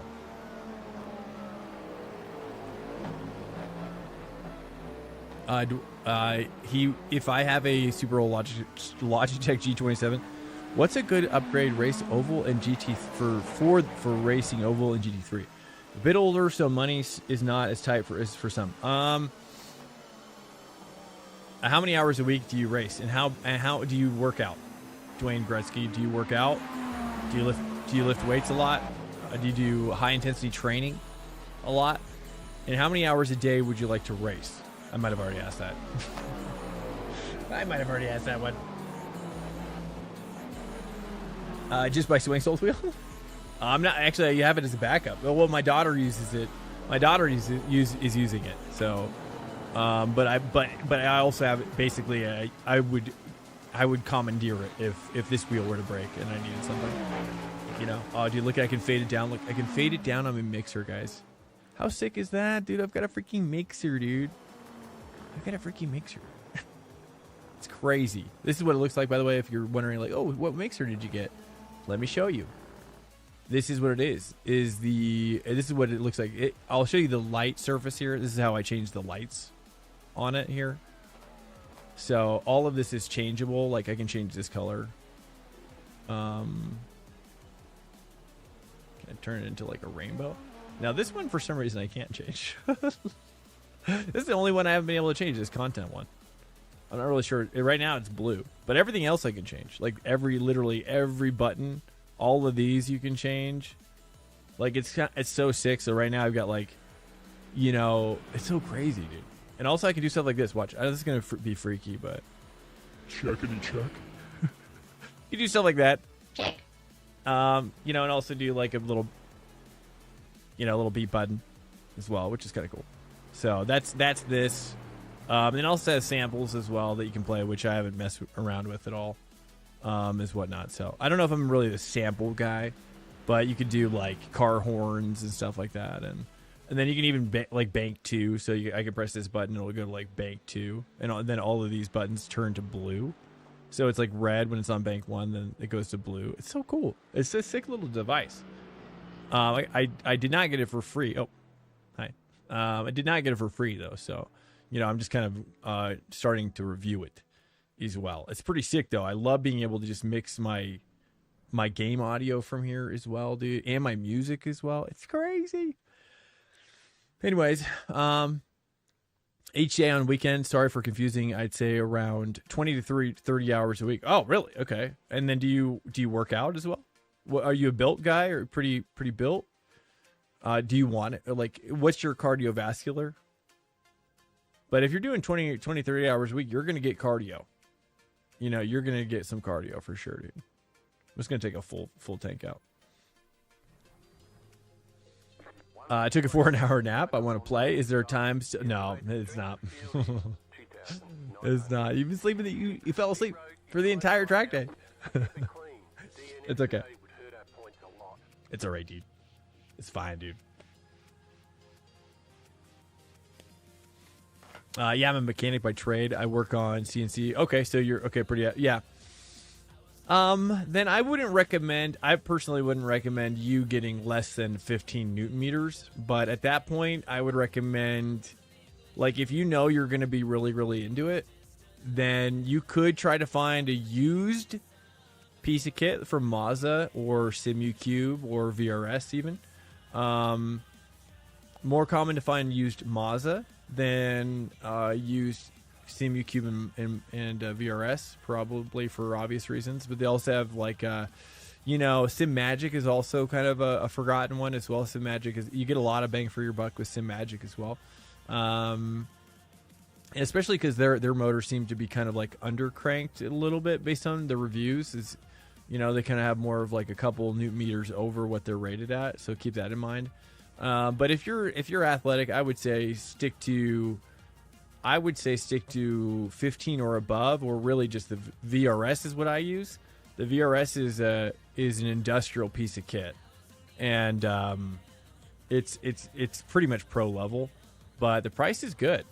SimMagic I've never used, but I think they're probably in the same zone as VRS. But the nice thing about VRS is that they just make the one base, right? So from what we've all learned about business growing up, in my opinion, the more products a business makes, you have more QA problems as a result, because of the fact that you're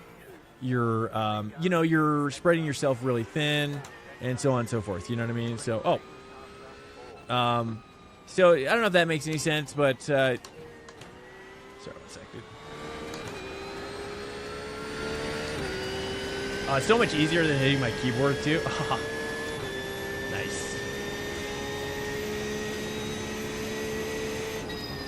And I don't have to hear the chick chick chick chick chick sound, like the walkie-talkie sound that they have piped in for some reason. Those mirrors working, Yannick?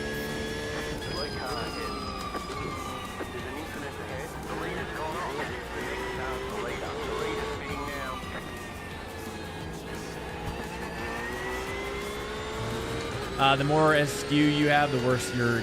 Yeah, exactly. So, that's why I like VRS, is because they have very few SKUs. And I think it is reflective on how good their products are. They're not doing good, better, best like most companies are recommended to do. They're just doing best. Like their best. And I respect that. Ace-Tech is doing a good, better, best approach, but I think all of their kit is pretty good. I think they're doing a lot better than Fanatec in the good, better, best. And probably better than Mazda as well. And good, better, best is basically like when a company has 3 different tiers of quality, or quality or performance in their offering. But VRS does not do that, and I think it's very reflective of how good their gear is and how well received it is. So, if you want to just buy the best, you can't go wrong with VRS. I'm respectful of VRS, but I also like Ace-Tech as well. I'm using Ace-Tech Invicta pedals, and they sent them to me for free. I've never used VRS pedals. I highly recommend the Ace-Tech pedals, though. Ace-Tech Invicta pedals are sick. That Thorpe system is pretty dope. I learned that if you're sticking with something, then the best is actually cheaper. Yeah. It just depends on, the equity, right? I like to buy stuff that holds equity, specifically. So, I always like to look at the used market, and I like to identify, within the used market, okay, what's hard to find and what's selling well when it is found. And so, those are safer investments. So when you go to sell or upgrade, or both, then you can move that money into another purchase. When you go to sell your G27, you might get $150 for it, $100 for a G27, $100 maybe. I don't know. It's hard to say. With the G27, that's a pretty old one now. I'm not really sure. A G29 though definitely would get 150, probably minimum, maybe 200. But yeah, exactly. So it's a question of whether you're spending money versus investing it. That's how I always look at it.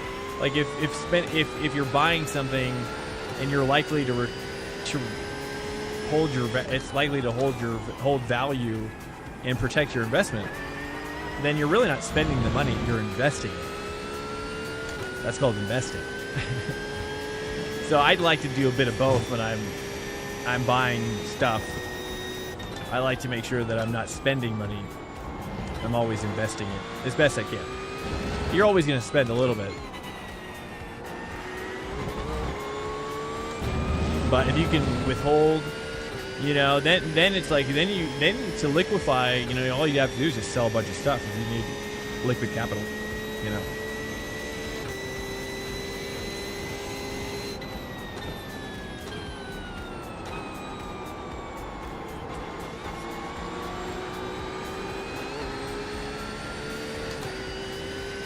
Bought a 23 WRX last year of the STI standard.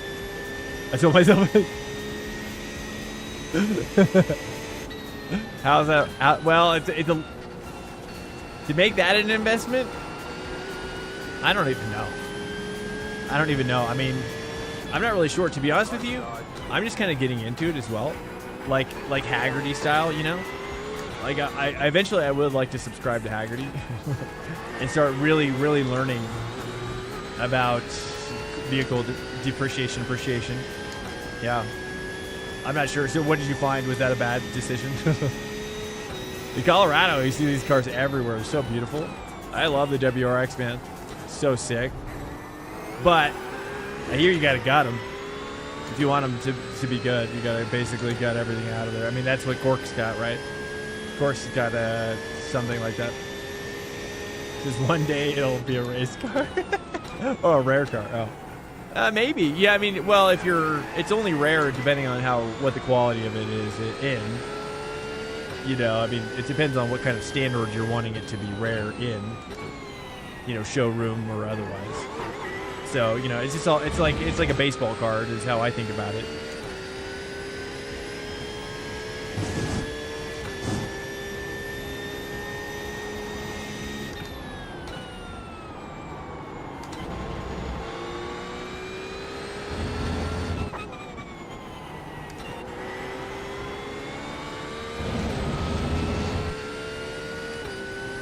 I love it when I wouldn't trade it for the world. The cars are an awful investment. There are some though. There are some out there that are good. I don't really know too much about it. I really couldn't tell you anything about it right now, but I do. Maybe in the next like 5 or 10 years, I would like to really invest a lot of time into understanding more. That's for sure.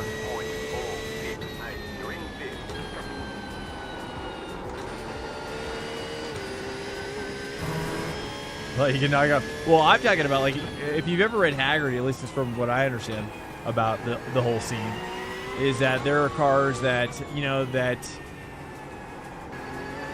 are kind of like pre-trending, trending, and kind of, I guess, post-trending, or probably not really post-trending, because I think once something is trending, then the vehicle's appreciation will just take off. So the question is like, well, what's appreciating or what's becoming rare, and what's becoming like a good investment? And I think that's like, Haggerty's like all about like, hey, like these are the vehicles you want to be looking out for. You know, this is the state that you want them in or whatever. And that way too, like you're able to buy. You could buy a vehicle, like for example, you could buy like a '70s vehicle that with $5,000 investment or something of work could be worth twice the amount, like something like that. You know, if you can get it into showroom quality, you know what I'm saying? So that would be interesting to me, because then it's like then I'm incentivizing myself to actually work on the vehicle, right? Like I'm like, every time I work on it, I'm like, yeah, we're making money, baby, you know what I mean, type of thing. But also loving it as well.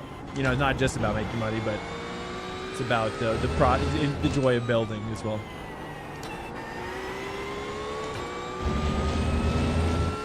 Special editions, 1 out of 300. I see. If you buy a car, or if you buy on a, if you can buy on a car and sit on it and not put, not sure. Yeah, that's exactly what I would. Yeah, that's kind of more the approach I think I would take, which is like get it working, you know, and then just kind of have it as like a. Yeah, you stable it. It's just like a stabled pony, I guess.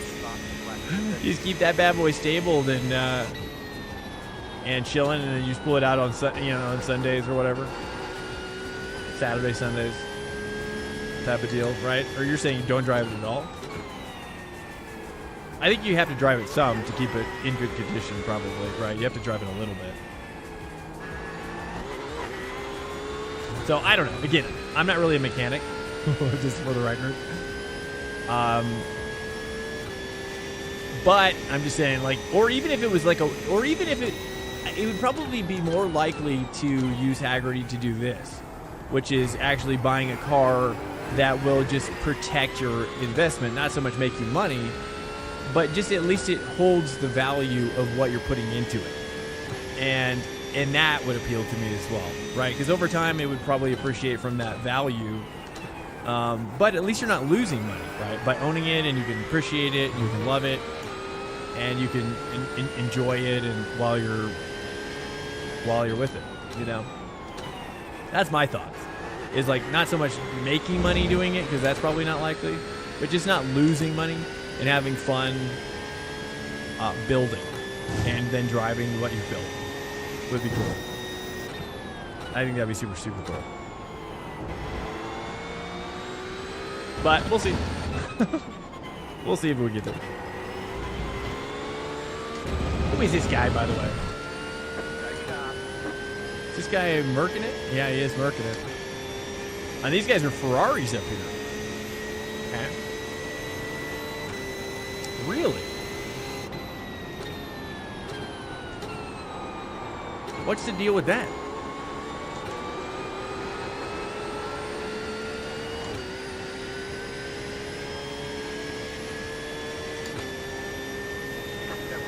Yeah, I wouldn't be surprised though if it's pretty difficult to make money. But I think there's probably ways where, like for example, let's say you spend like $20,000 all told, right, over the course of 10 years building this vehicle. You know, like say you bought it for 10, you put another 10 in it, you know, and if it's worth around 20, you know, to other people looking for it, then I think that would be worth it, you know? I think that'd be worth it to like steward the car back to its better condition and then sell it when you're dead. Sell it when you're about to die. You know, there you go. A guy in BC, my uncle used to work on his cars for Barrett Jackson. I'm not sure who that is. He had like 10 cars. He would just buy and sell everything restored to the last one. Wow, that's cool. Yeah, so he just liked the process. Yeah. Yeah, and I think that would be sick. I think that would be sick. And I think I've been watching YouTube videos of guys who basically do that, and then you just never know like where passions will take you. You know what I mean? You just never know. And like as long as you're doing it for the right reasons, it's just you never know. It could just be for yourself, or it could turn into something else as well. But as long as you're having fun, it's just that's kind of my approach. As long as you're having fun learning, dude, learn. Watch the cars they sell. Most expensive cars in the world sold there at times. Wow, that's cool. There's a guy here in Colorado I follow on Facebook called, his name is Joe Rothman. And he sells like Porsches and nice cars, basically all Porsches. And I think he owns like a famous like Rothman's Porsche or something. And so I see all the vehicles he posts, and you know, I think that's super cool to be able to like sell. I mean, like what he's doing, that's super interesting, because he's more of like, he just like, yeah, I don't know, it's like that form of like buying and selling cars is super intriguing to me. It's like exotic car selling. It's like much more one-on-one now, not so much like, it's amazing how Facebook is like, at least from what I've seen, like he's selling a lot of vehicles on Facebook, just through Facebook. It's just so crazy. I went to his Bear Jackson. I went to his auction in Arizona. I think he does at LA. Not sure where else. Oh, okay. I've never heard of that name. That's sick though, dude. I'll have to look him up. I love auctions though. Car auctions. I used to watch Meekham's auction. You guys know what that is? I used to watch that so much. I haven't watched it recently, but I used to watch it a ton because we didn't have cable. I never had cable growing up, so we just had rabbit ears. And I used to watch. I think it was on PBS or it was just always like on. I think it was just always on. Oh no, it was on the what channel was it on? I might be confusing it with the other auction site, the other auction on PBS. Now I'm depressed. Why? No, don't be depressed. Yeah, on ESPN. Oh, is it on ESPN? Okay. I must have watched it like I don't know where or when, but always out like hotels or something. We never really had cable, so I'm not sure where I watched it all the time. Sometimes we did. But it's so good. You're just like, oh man, look at that car. And they're just like, you're just so relaxed. It's so cozy.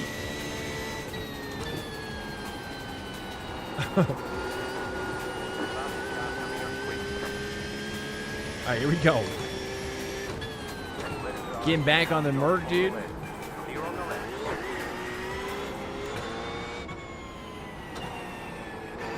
Oh, that's a much better dry line there.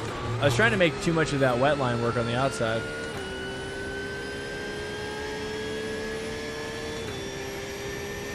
Cars go easily 200K. Oh yeah, yeah. For the showroom stuff, it's crazy, dude. I love it. It's so wonderful looking at because it's like you can really see. It's like you can really see all the character, you know, the choices that the builders made or restorers made, and it's just I've always loved it. I've always loved it. I've never really had access or like had anybody who could teach me about building or, you know, it just wasn't around me. But I definitely always loved it. The idea. To be an auctioneer, those guys can hum. Yeah, they do. I have thought, I was like, I've tried so many times to be able to like talk that fast, but man, I think those guys just get so, they've been doing it for so long, and so they're so good at it, and they've just been doing it they just get so fast. Because it's just like, it's all second nature. It's all muscle memory at that point. I think you just jam.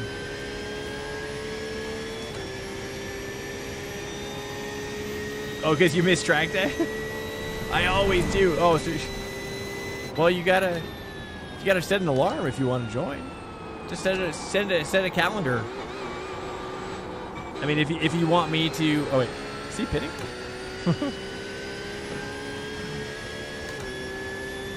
You fell in love at a young age?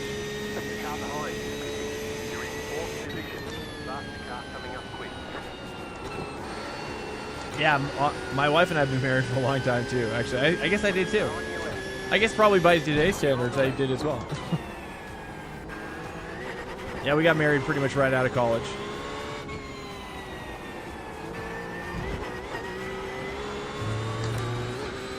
It makes things so much easier. I feel bad for people who, I mean, it's, you know, grass is always greener, but man, when you're married, it's just, it makes finances always a lot easier. That's for sure. And we waited to have a kid for a long time. We didn't even know if we wanted kids. We were kind of like anti-kids. I mean, let's be honest, I'm still anti-kids. I hate kids. I hate them. But I love mine. I love mine so much. It's crazy. So that's illuminating. That was illuminating, being somebody who never really wanted kids, and then you have a kid, and then you're like, and now I'm constantly like living this revelatory state about being a dad, you know? We hear anti-kids, dude. It's just when you have a kid, it's the love you have for that child is just, it's unbelievable. It really, you hear it all the time, but you can't even frame it. You know, it's probably like how the Secret Service feel about the president. You know, like, sir, I'm going to protect you no matter what. I'm here for you. I'm going to take a bullet for you. It's not even a question. It's like that serious. Okay, I'm a dad now. Okay, you're my protection. I love you more than you'll ever understand. I'm okay with that. Julie Kim no kids. Ah, nice. Good for you. Yeah.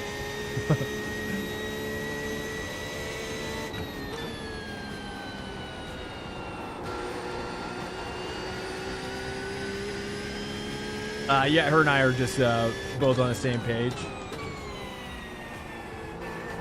Yeah, well, we were too. Yeah, one slipped in there though. One little wild one. That's the one we got. And she's wild. It kind of makes sense that's the one that got through, you know? Kind of makes sense when you think about it like that. Like, oh, you're one of the billions that got through.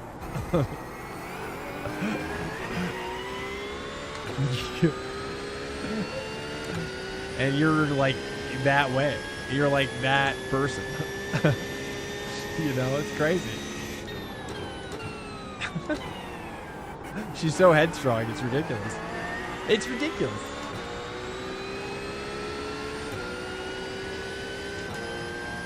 I doubt anyone in the Secret Service would really. Oh, I disagree. Those guys are all about duty to service. You know what I mean? Like military. Like those guys serve the role, not the people. You know what I'm saying? So I disagree. I think if you're serving in the Secret Service, like you're diehard protector. Like that's your role. I don't think I don't think you care who you're protecting. You're just a protector. I think, and in my opinion, I mean it's assumptions, but I've also seen a movie called it's an older movie called I think it was with Nicolas Cage, like protecting whatever. There's like a granny or something, or I think it was like a dead president's like ex or wife or whatever. Hey, Dwayne, thanks so much for the. Sorry, my alerts aren't working. I'm so sorry.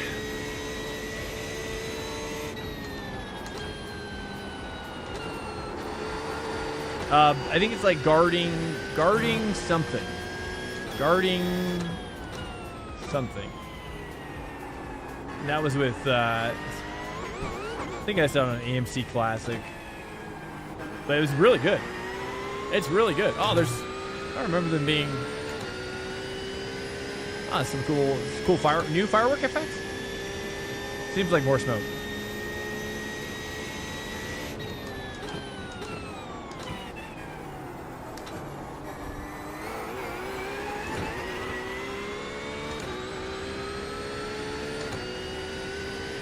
And if you have any opinions about the audio mix, please feel free to send me a note in Discord. Feel free to join our Discord as well if you want to send me that note. You can find our Discord by hitting !Discord in the chat. And good job. Hey, good job to everybody else as well. Hey, good job to you. Oh, it's not working currently. No, good fun. Good practice for next week. Or this week. Yeah, me too. Oh, it's getting closer. I don't know. Maybe I'm just slow in the Porsche, or I don't know. I'm kind of just cruising. It was just a nice little cruise, honestly. That's all I really wanted. I just wanted to cruise with you guys.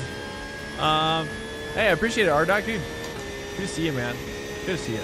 And sorry about that. Hearing that you got the voice band. That's brutal. I know how brutal that is.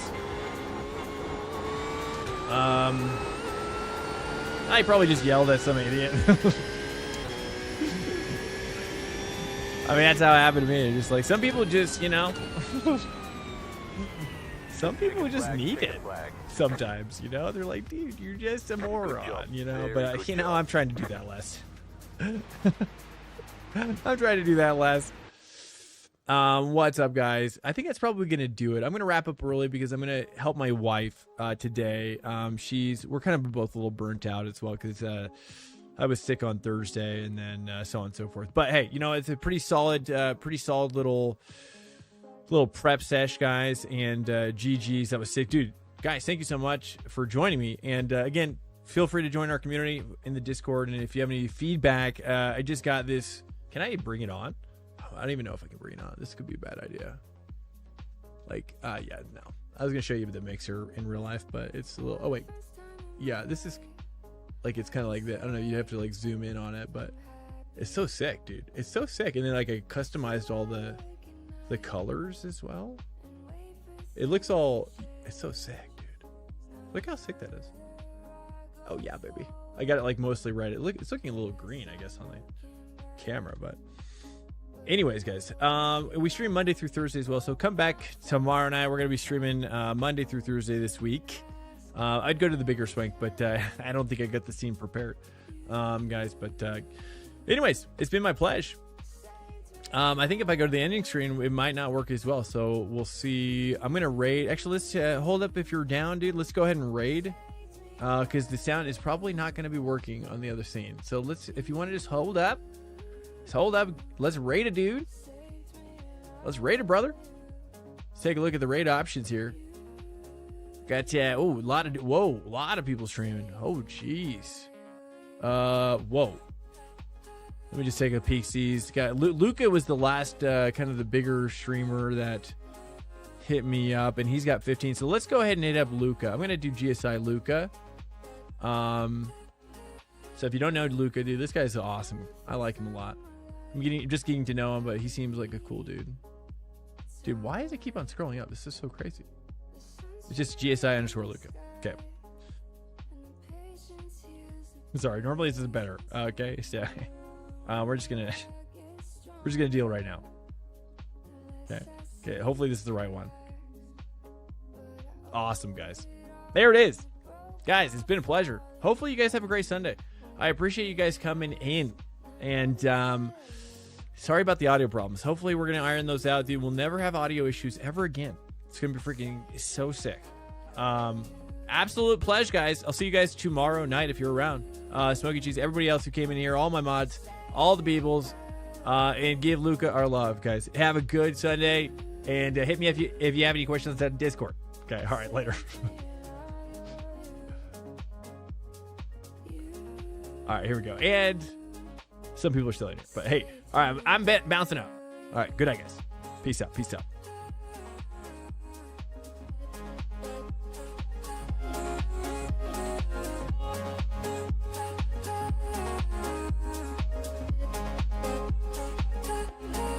Let me tell you, you saved me and I